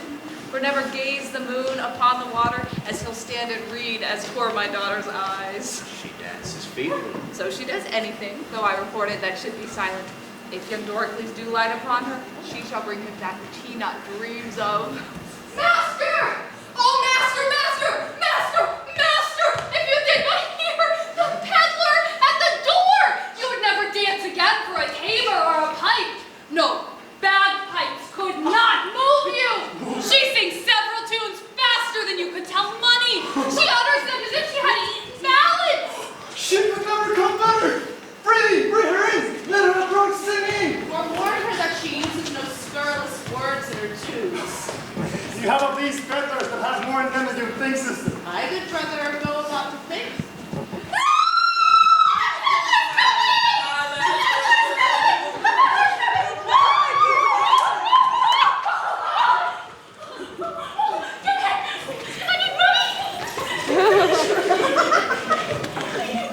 If I was not allowed to mobster, thou shouldst take no money of me. But being enthralled as I am, it will also be the bondage of serge ribbons and gloves. I was promised them against the feast, but they come not too late now. He hath promised you more than that, or there be liars. He hath paid you all that he promised. Maybe he has paid you more, which will shame you to give him again. Still on theirs, left on maids. Will they wear their plackets where they should bear their faces? Close your tongues and not a word more. I have done. Come, you promised me a tawdry lace and a pair of sweet gloves. Have I not told thee how I was cozened by the way and lost all my money? Indeed, sir. There are cousin abroad, but believes men to be weary. What hast here? Ballads? Pray now, buy some. I love a ballad in printed life, for them for strict true. It's a very doleful tune about a user's wife who was put to bed in a 20-money bag. How she longed for adders, heads, and toes carved in art. Is it true, think you? Very true, we're but a month old. Pray now, buy it. Come on, lay by. Let's first see more ballads. We'll buy the things and all. Here's a passing merry ballad, but a very pretty one. Let's have some merry ones. Here's a passing merry ballad where the tune goes of two maids wooing a man. Tasty request, I can tell you. We can both sing it if thou bear a part. Thou shalt hear 'tis in 3 parts. We sang that tune on't a month ago. I can bear my part. Have at it. Get your hints, for I must go. Where if it's not you to know. Whither, whither, whither becomes thy oath full well. Thou to me thy secrets tell. Me too, let me go hither. Thou goest to the grange or mill. If neither thou dost still. Neither. But neither. Thou hast sworn my love to thee. Thou hast sworn it more to me. Then whither goest, say whither. We'll have the first song out and on by ourselves. My mother and the gentleman are in sad talk and will not trouble them. Come, bring away that packet to me. Wenches? I'll buy for you both. Peddler, let's have the first choice. Here we go. Should pay for it. To buy any table, lace for your pay. My dainty, my love, my dear. Come to the peddler, money's a meddler. All dost men to wear. Well, how now, fair shepherd? Well, your heart is full of something that does take your mind from feasting. Sooth, when I was young, and handed love as you do, I was wont to load my she with necks. I would have ransacked the peddler's silken treasury and poured it to her acceptance. Well, you have let her go. I had nothing martyred with her. Well, sir, I know she prizes not such trifles as these are. The gifts she looks for me are packed and locked up in my heart, which I have given already, but not delivered. Huh? I put you out. What to your protestation? Let me hear what you profess. Do, and be witness to it. And this my neighbor too? And he, and more than he, and men, the earth, the heavens, and all, that were I crowned the most imperial monarch, thereof most worthy, were I the fairest youth that ever made I swerve, force and knowledge more than was ever man's, I would not prize them without her love. For her, employ them all, commend them and condemn them to her service, or to their own perdition. Fairly offered. This shows a sound affection. But my daughter, say you the like to him? I Cannot speak so well, nothing so well, know nor mean better. By the pattern of mine own thoughts, cut out the purity of his. Take hands, a bargain. And friends unknown, you shall bear witness to it. I give my daughter to him and will make her portion equal his. Oh, that must be in virtue of your daughter. One being dead, I should have more than you can dream of yet. But come on, contract us before these witnesses. Come, your hand and daughter yours. Soft sway in a wild beseech. Have you, father? I have, but what of him? Knows he of this? He neither does nor shall. Methinks a father is at the nuptial of his son a guest, that best becomes the table. Pray you once more. Is not your father grown incapable of reasonable affairs? Is he not stupid with age and altering rooms? Can he speak? Hear? No man for man. Dispute his own estate. Lies he not bedridden? No, old sir, he has his health and ampler strength indeed than most have of his age. By my white beard, you offer him, if this be true, a wrong something unfilial. Reason my son should choose himself a wife, but as good reason, the father, all whose joy is nothing else but fair posterity, should hold some counsel in such a business. I yield all this, but for some other reasons I not acquaint my father of this business. Let him know it! He shall not! Prithee, let him! No, he must not! Let him, my son. He shall not need to grieve at knowing of thy choice. Come, come, he must not. Mark our contract. Mark your divorce, young sir! Whose son I dare not call? Thou art too base to be acknowledged. Thou scepter there that thus affectest a sheephook. Thou old traitor, I am sorry that by hanging thee, I can but shorten thy life 1 week. Oh, and thou, fresh piece of excellent witchcraft, who of force must know the royal fool thou copest with. Oh, my heart! I'll have thy beauty scratched with briars, and made more homely than thy state. For thee, fond boy, if I may ever know that thou dost but sigh, thou no more shalt see this neck, as never, thou shalt, will bar thee from succession, not hold thee of our blood. Mark down my words and follow us to the court. Thou churl, for this time, though full of our displeasure, yet we free thee from the dead moment. And you, enchantment, worthy enough. If ever henceforth thou these rural latches to his entrance open, or hoop his body more with thy embraces, I will devise a death as cruel for thee as thou art tender to it.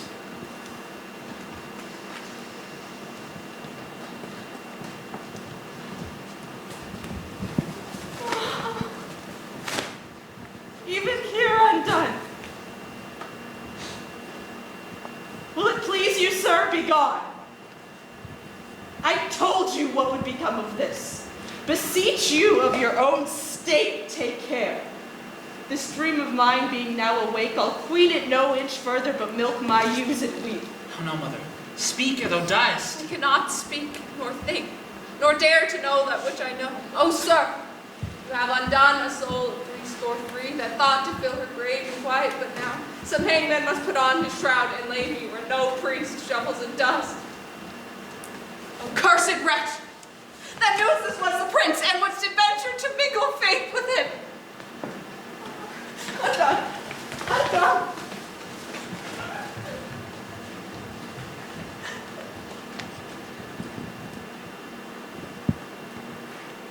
Why look you so upon me? I am not sorry. Not feared, delayed. But nothing altered. Here I was. I am. More straining on than looking back. My lord, you know your father's temper. This time he will allow no speech. Come not before. I not purpose it. How often have I told you 'twould be thus? How often have I said my dignity would last, but till 'twere known? Dear, look up. For my succession wipe me. Father, I am heir to my erection. Be advised. I am. And by my fancy, if my reasons will thereto be obedient, I have my reasons. If not, my sins is better pleased with madness, stupid at welcome. This is desperate, sir. So call it. But it does fulfill my vow. I needs must think it honestly. Camillo, not for Bohemia, nor the pomp that may be there at gleam, for all the sun sees, or the close earth wombs, or the profound sea hides in unknown fathoms, will I break my oath to this my fair beloved. Therefore I pray you, as you have ever been my father's honored friend. When he shall miss me, as in faith I mean not to see him any more. Cast your good counsels upon his passions. This you may know, and so deliver. I am put to sea with her whom here I cannot hold on shore. And most opportune to our need, I have a vessel rides fast by, but not prepared for this design. What course I mean to hold shall nothing benefit your knowledge, nor concern me the reporting.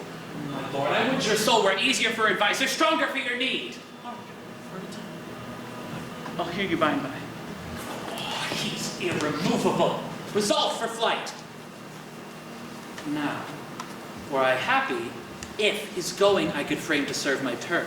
Save him from danger, do him love and honor, purchase the sight again of dear Cecilia and that unhappy king my master, whom I so much thirst to see. I am so fraught with curious business that I know not ceremony. My lord, I think you know of my poor services and the love that I have borne your father. Very nobly have you deserved it. Not little of his care to have them recompensed as thought on. Well, my lord, if you may please to think I love the king, and through him what is nearest to him, which is your gracious self, embrace but my direction. I'll point you where you shall have such receiving as will become your highness, where you may enjoy your mistress, marry her, and, with my best endeavors in your absence, your discontenting father strive to qualify, and bring him up to liking. How, Camillo, can you perform this? Listen to me. Make for Sicilia, and there present yourself and your fair princess before Leontes. Methinks that then I see Leontes opens his arms, and weeping his welcome sport, asks thee, the son, forgiveness as for the father's person. Worthy Camillo! What color for my visitation shall I hold it before him? Sent by the king your father to greet him and to give him comforts. Sir, the manner of your bearing towards him, with what you as from your father shall deliver, things known betwixt us three, I'll write you down. The which shall guide you forth at every sitting. You shall not perceive but that you have your father's bosom there, and speak in his very heart.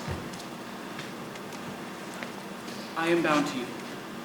There shall not at your father's house these 7 years be born another such.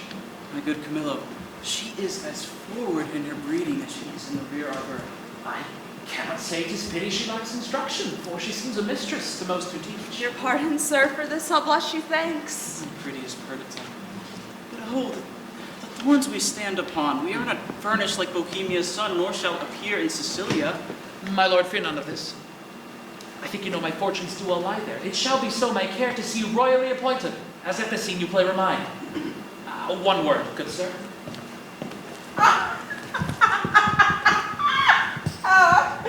What a fool I see. I have sold all my trumpery. They throng who shall buy first. My clown, who wants nothing but to be somewhat of a reasonable gentleman, grew so in love with the wench's song that he would not stir his petty toes till he learned both tunes and words. In this lethargy, I have cut all the festival purses, and had not the old woman come in with the hubbub about her daughter and the king's son, I would not have left a purse alive in the whole army. The name of my letters, by this means being there, so soon as you arrive, shall clear that doubt. And those that you procure from King Leontes? To satisfy your father. Happy be you, all that you speak shows fair. Who have we here? We'll make an instrument of this, so that nothing may give us favor. They have overheard me now, why hanging? How now, peddler? Oh, why shakest thou so? Come now, he's no harm intended to thee. I'm a poor peddler, sir. Be so still, here's none will steal that from thee. Yet, for the outside of thy poverty, we must make an exchange. Therefore, discase thee instantly, change garments with this gentleman. Yet, hold thee, here's some boot. I'm a poor peddler, sir. I know ye well enough. Are you earnest, sir? I smell the trick on it. Dispatch, I prithee. Prithee, dispatch the gentleman is half late already. Unbuckle, unbuckle. Fortunate mistress, you must retire yourself into some covert. Take your sweetheart's hat and plug it over your brows. Muffle your face. That makes a shipboard get undescribed. Have you done that? Have you done that? Should I now meet my father? He would not call me son. Nay, you will have no hat. Come, lady, come. Farewell, my friend. Adieu, sir. What have you forgotten? Pray, a word? What I do next will be to tell the king of this escape and whither they are bound. Wherein my hope is, I shall so prevail to force him after, and whose company I might review Sicilia, for whose sight I have a woman's longing. Fortune speed us. Let's be set on. Camilla, to the seaside. The swifter speed, the better. I understand the business. I hear it. The prince is about a piece of iniquity, stealing away from his father and his clogs at his heels. There is no other way but to tell the king she's a gentleman. None of this flesh and blood. If I had a piece. But hear me. If I had a Hey, piece. but hear me. If I had a piece. If I had a piece of honesty to acquaint the king, I would not do it. I would hold it more knavish to conceal it, constant to my profession. She being none of your flesh and blood, your flesh and blood has not offended the king, so your flesh and blood is not to be punished by him. Show those secret things you found about her. Those secret things. I will tell the king all, every word. Yea, and his son's pranks too, who I may say is no honest man, neither to his father nor to me, to go back to make me the king's sister-in-law. Indeed, sister-in-law was the farthest off he could have been to. Well, let us to the king. There's that in this fardel will make him scratch his beard. Pray, why should he get jealousy? Though I am not naturally honest, I am sometimes by chance. How now, rustics, whither are you bound? To the palace, and in like your worship. Your affairs there. What with whom? The condition of that foreign. Your dwellings, your names, your ages, and what have ingredients. Anything that's fit to be known, discovered. We're but plain fellows. A lie! You are rough and hairy. Let me have no lie. They often turn to treason. They often give us soldiers to lie, and we pay them with scant coins, not stabbing steel. Therefore, they do not give us the lie. Your worship had like to have given us one if you had not taken yourself with the man. Are you a courtier and it like you? This cannot be but a great courtier. I can tell by picking those teeth. The fardel there. What's in the fardel? Wherefore that box? There lie such secrets in this fardel and box, which none must know but the king, and which he shall know within this hour, if I may come to the speech of him. King is not in the palace, aboard a new ship, purging melancholy and airing himself. Thou best capable of anything serious, thou must know the king is full of grief. So 'tis said, I've had a son that should have married a shepherd's daughter. If the shepherd not be handfast, let her fly, and the curses she shall have, and the tortures she shall feel, will break the back of man and the heart of monster. Think you so? She alone shall not suffer what wit can make heavy, vengeance bitter, but those that are kin to her. Though 50 times removed, all shall come to the hangsman. Some say she shall be stoned, but the death is too soft. Say I, dwarf shown into sheep's cot. All deaths are too few and the sharpest too easy. Has the old woman ever a son to hear any like you? She has a son who shall be flayed alive and anointed with honey and set on hand of wasps' nest. Stand till he be 3/4 of a dram dead, then recover with aqua vitae. Then, as raw as he is, on the hottest day prognostication proclaims, shall he be set against the brick wall with the sun looking southward upon him, the flies blown to death. But what are we eternally rascals? Tell me, you seem like honest, plain folk. I will bring you aboard to the king, tender your purses to his presence, and whisper in your behalf. She seems to be of great authority. Close with her. Give her gold. Remember, stone and flayed alive.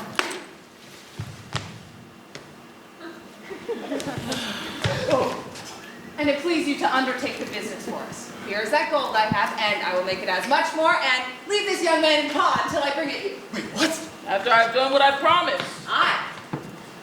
Give me the moiety. Are you a party in this business?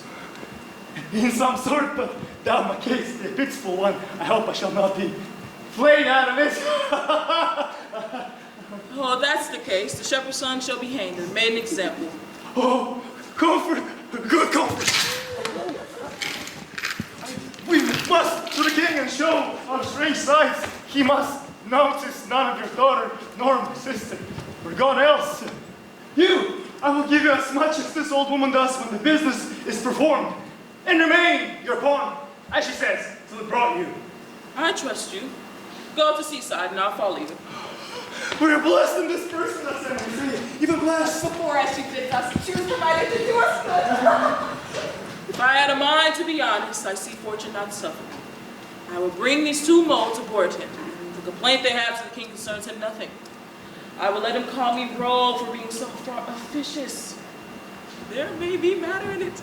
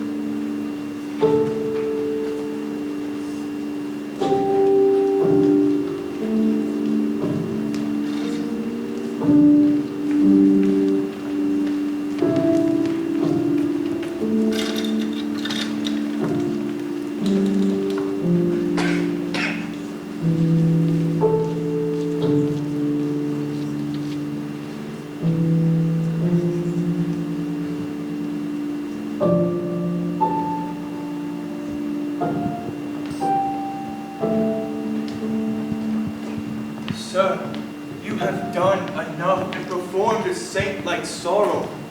No fault could you make which you have not redeemed. Forget your evil and forgive yourself. Whilst I remember her and her virtues, I cannot forget my blemishes in them, and so still think of the wrong I did myself, which was so much that heirless it hath made my kingdom, and destroyed the sweetest companion that e'er man bred his hopes out of. True, too true, my lord. If one by one you wedded all the world, or from the all that are took something good to make a perfect woman, she you killed would be unparalleled. I think so. Killed. She I killed. I did so. But thou strikest me sorely to say I did. It is as bitter upon thy tongue as in my thought. Now, good now, say so but seldom. Not at all, good lady. You might have spoken 1,000 things that would have done the time more benefit and graced your kindness better. You are one of those would have him wed again. If you would not so, you pity not the state nor the remembrance of his most sovereign name. Consider little what dangers by his highness's veiled issue may drop upon his kingdom. What were more holy than bless the bed of majesty again with a sweet fellow? There is none worthy, respecting her that's gone. Besides, God's secret wills. That, or has not the divine Apollo said that King Leontes shall not have an heir till his lost child be found, which, that it shall, is all as monstrous to our human reason as my Antigonus to break his grave and come again to me, who on my life did perish with the infant. 'Tis your counsels, my lord should to the heavens be contrary, oppose their wills. Care not for issue, the crown will find an heir. Had ever I had squared me to thy counsel, then even now I might have looked upon my queen's full eyes, have taken treasure from her lips, And left them more rich for what they yielded. Fear thou no wife. I'll have no wife, Paulina. Do you swear never to marry but by my free leave? Never, Paulina, so be blessed my spirit. Then good my lord, bear witness to his oath. You've tempted him overmuch. Unless another, as like Hermione as is her picture, affront his eye. Good man. I have done Yet, if my lord will marry, grant me the office to choose your queen.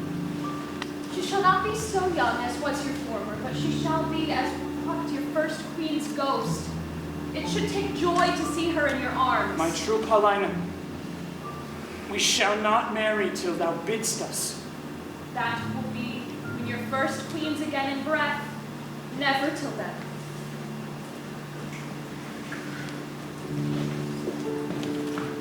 One that gives out himself, Prince Florizel, son of Polixenes, with his princess, desires access to your high presence. What with him? He comes not like to his father's greatness. He's approached so out of circumstance and sudden tells us 'tis not a visitation framed, but forced by need and accident. What train? But few and those but me. His princess, say you, with him? I, the most peerless piece of earth, I think, that ever the sun shone bright on. Go, Cleomenes, bring them to our embracement.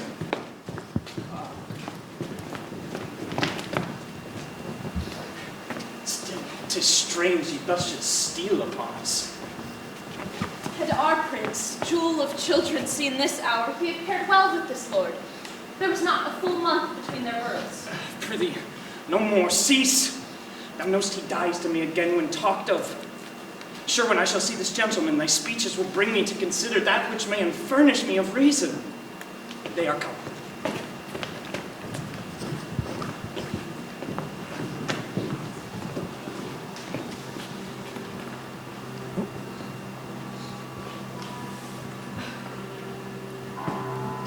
Your mother was most true to wedlock, Prince, for she did print your royal father off, conceiving you. Were I but 21, your father's image is so hid in you, his very air, that I should call you brother. But your fair goddess, oh, princess, goddess, oh, alas, I lost a couple that twixt heaven and earth might thus have stood, begetting wonder as you, gracious couple, do. And then I lost all mine own folly, the society of your brave father. By his command, I do touch Sicilia, and from him give you all greetings, that a king, at friend, can send his brother. And but infirmity, which waits upon worn times, hath something seized his wished ability. He had himself the lands and waters twixt your throne and his measure to look upon you. Oh, my brother. Good gentlemen, the wrongs I have done thee stir afresh within me. Welcome hither, as is the spring to the earth. And hath you too exposed this paragon to the fearful usage, at least ungentle, of the dreadful Neptune to greet a man not worth her pains, much less the adventure of her person? Good, my lord. She came from Libya. My best train I have from your Sicilian shores dismissed, who for Bohemia bend to signify not only my success in Libya, sir, but my arrival and my wife's in safety here where we are. The blessed gods purge all infection from our air whilst you do climate here. You have a holy father, a graceful gentleman, against whose person, so sacred as it is, I have done sin, for which the heavens, taking angry note, have left me issueless. But your father is blessed, as he from heaven merits it with you, worthy his goodness. What might I have been? Might I, as son and daughter, now have looked on such goodly things as you? Most noble sir, Bohemia greets you from himself, by me, desires you to attach his son, who has fled from his father, from his hopes, with a shepherd's daughter. Where's Bohemia? Speak! Here in your city now I came from him. While he was hastening in the chase, it seems, of this fair couple, meets on the way the father of this seeming lady and her brother, having both their country quitted, and with the young prince. Camillo has betrayed me, whose honor and whose honesty till now endured all weathers. Who? Camillo? Camillo, sir, I spake with him. He has now these poor men in question. Never saw I wretches so quake. They kneel, they kiss the earth, forswear themselves as often as they speak. Bohemia turns off his ears and threatens them with divers deaths in death. Oh, alive, poor mother. Heaven sent spies upon us will not have our contract celebrated. You are married. We are not, sir, nor are we like to be. Is this the daughter of a king? She is, when once she is my wife. That once I see by your good father's speed will come on very slowly. I am sorry, most sorry you have broken from his liking where you were tied in duty, and as sorry your choice is not so worth and rich in worth as beauty, that you might well enjoy her. Dear, look up. Though fortune, visible enemy, should chase us, with my father, power no jot hath she to change our loves. Beseech you, sir, Remember, since you owe no more to time than I do now, with thought of such affection step forth my advocate. At your request, my father would grant precious things as trifles. Would he do so, I beg your precious mistress, which he counts but a trifle. Good my liege, your eye has too much youth in it. Not a month before your queen died, she was more worth such gazes than what you look on now. I thought of her even in these looks I made. But your petition is yet unanswered. I will to your father.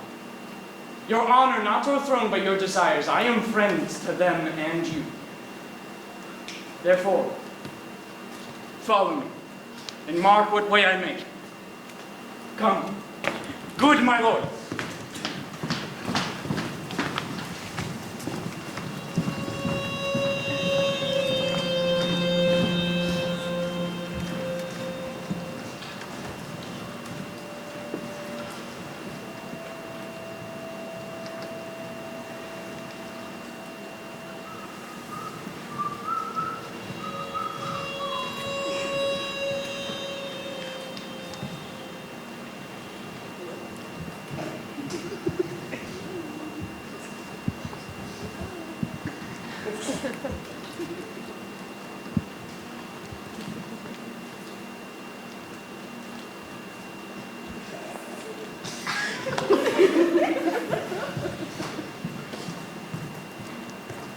Beseech you, sir, were you present at this relation? I was by at the opening of the parlor, heard the old shepherd deliver the manner and how she found it, where after upon his little masonness we were all commanded out of the chamber.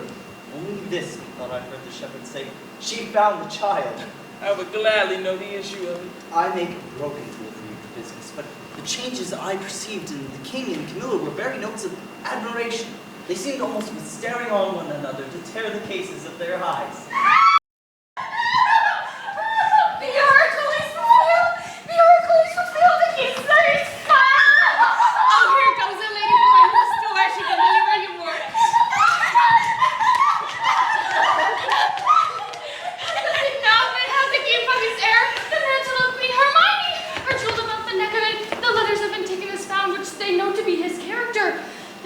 Of creature and resemblance to the mother, and with all other evidences proclaim her to be the king's daughter! Did you see the meaning of these two kings? No. Ah! Then have you lost a sight with what's to be seen? Cannot be spoken of, our king being ready to leap out of himself for joy of his found daughter, as if that joy were now become a lost prize. Oh, thy mother, then begs Bohemia forgiveness, then embraces his son-in-law. Then again worries he his daughter with clipping her. Now he thanks the old shepherd which stands by like a weather-bitten conduit of many kings' reigns. What pray you begin with him? He was like your hands a child. He was torn to pieces with a bear. This about is the shepherd's son, who has not only his innocence, which seems much to justify him, but a handkerchief and rings of that Paulina knows. What became of his bark and his followers? Wrecked the same instant of their master's death.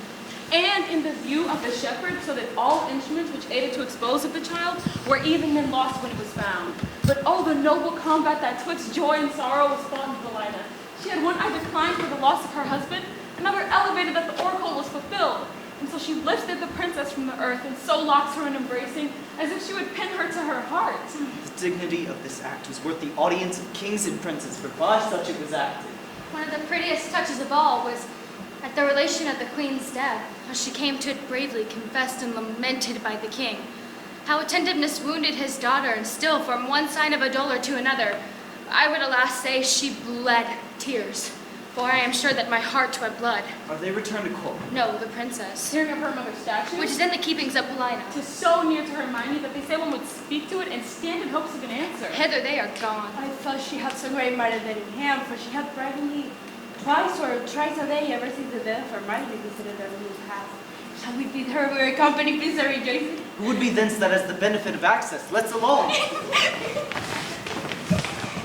Here comes those that have done good against my will. Blossoms in their fortune.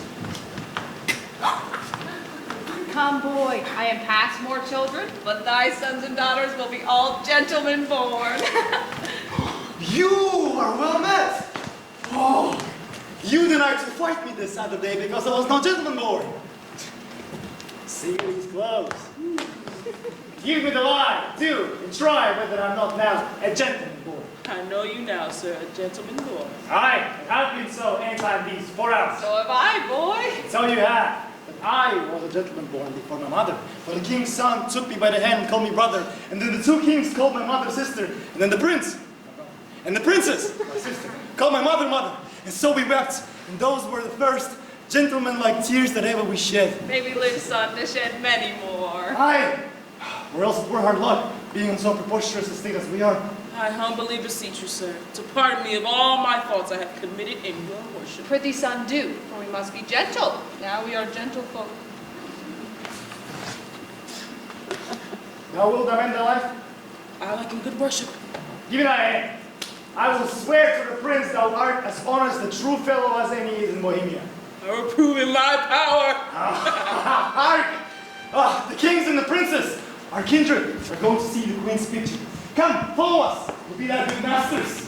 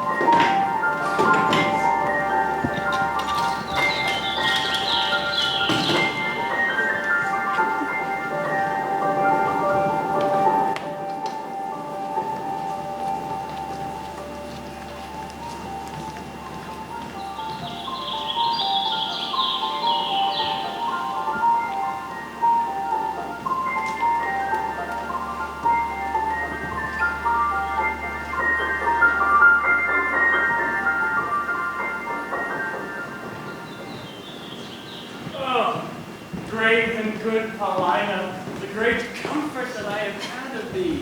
What, sovereign sir, I did not well, I meant well, but that you have vouchsafed with your crowned brother and these, the contracted heirs of your kingdom, my poor house to visit. It is a surplus of your grace, which never my life may last to answer. Paulina, we honor you with trouble. But we came to see the statue of our queen. Your gallery have we passed through, but we saw not that which my daughter came to look upon, the statue of her mother. As she lived peerless, so her deadlikeness, I do well believe, excels whatever yet you hath seen, or hand of man hath done. Therefore I keep it lonely, apart. But here it is. Prepare to see life as ever lively mocked, as still sleep mocked death. Behold, saved his well.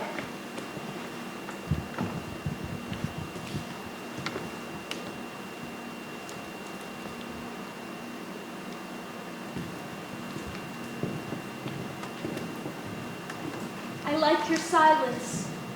It the more shows off your wonder. Yet, speak. First you, my liege. Comes it not something near? her natural posture. Chide me, dear stone, that I may say indeed thou art Hermione. But yet, Helena, Hermione was not so much wrinkled. Nothing so aged as this seems. Oh, not by much. So much the more our carver's excellence, which lets go by some 16 years and makes her as she lived now. Oh, thus she stood even with such life of majesty when first I wooed her. I am ashamed. Does not the stone rebuke me for being more stone than it? Oh, royal peace, there's magic in thy majesty which has my evils conjured to remembrance. And from thy admiring daughter took the spirit standing like stone with thee. Oh, patience. The statue is newly fixed. The color's not dry. My lord, your sorrow was too sore laid on, which 16 summers cannot blow away so many winters dry. No joy, ever so long lived, scarce any sorrow, but killed itself much sooner. Indeed, my lord, if I had thought my poor image would thus have wrought you. Do not draw the curtain. No longer shall you gaze on't, lest your fancy may think anon it. Let be, let be. Would I were dead, but that methinks already. Would you not deem it breathed? And that those veins did verily bear blood? Oh, masterly done.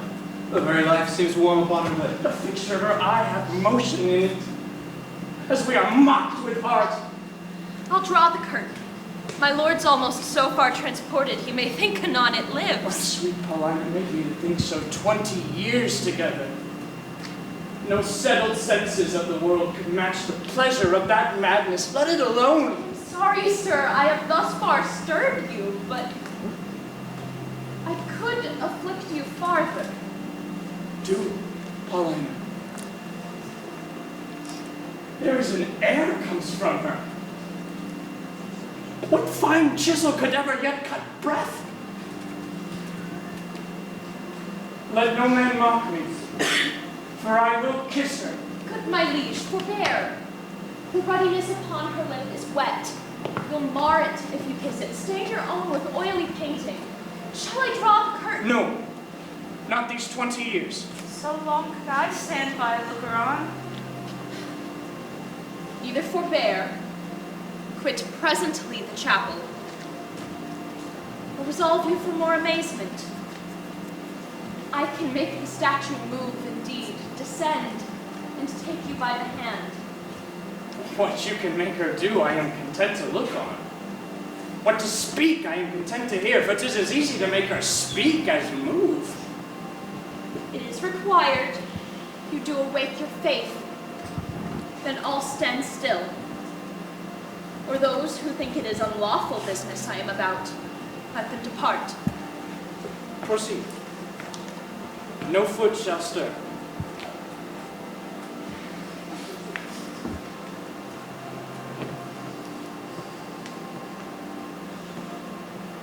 Music, awake her, strike.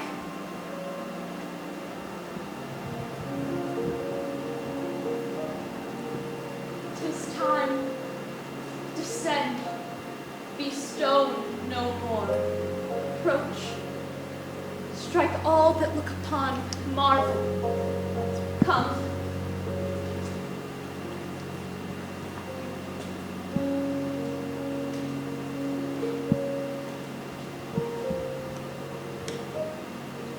Start not. Do not shun her. Until you see her die again, for then you kill her double. Nay, present your hand. When she was young, you wooed her. Now in age, is she become the suitor?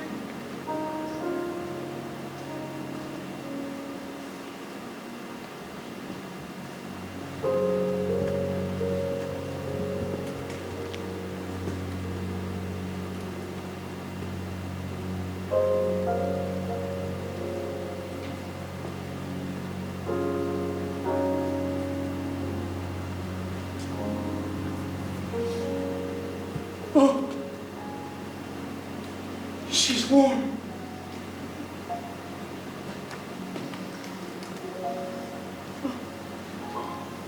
If this be magic, let it be an art lawful as eating. If she pertain to life, let her speak too. Aye, make it manifest where she is living, or else stolen upon the land. Fair madam, kneel and pray your mother's blessing. Turn, dear lady. Our Perdita is found. Tell me, mine own, where hast thou been preserved? Where lived? How found thy father's court? For thou shalt hear that I, knowing by Paulina that the oracle gave hope thou wast in being, have preserved myself to see the issue. There will be time enough for that. Lest they desire upon this push to trouble your joys with like relation. Go together, you precious winners all. I, an old turtle, will wing me to some withered bough, and there my mate, who's never to be found again, lament till I am lost. Oh, peace, Paulina. Thou shouldst a husband take by my consent, as I by thine a wife. Thou hast found mine. But how is to be questioned, for I saw her as I thought dead, and have in vain said many a prayer upon her grave. Come, Camilla, and take her by the hand, whose worth and honesty is richly noted. Let's from this place. What? Look upon my brother. Both your pardons, that ere I put between your holy looks my ill suspicion. This is your son-in-law, and son unto the king, who heaven's directing his troth light to your daughter.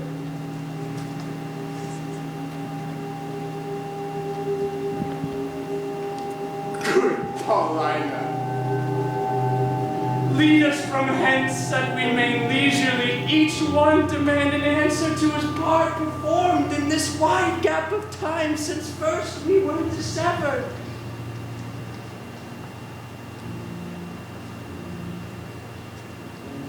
Hastily, lead away.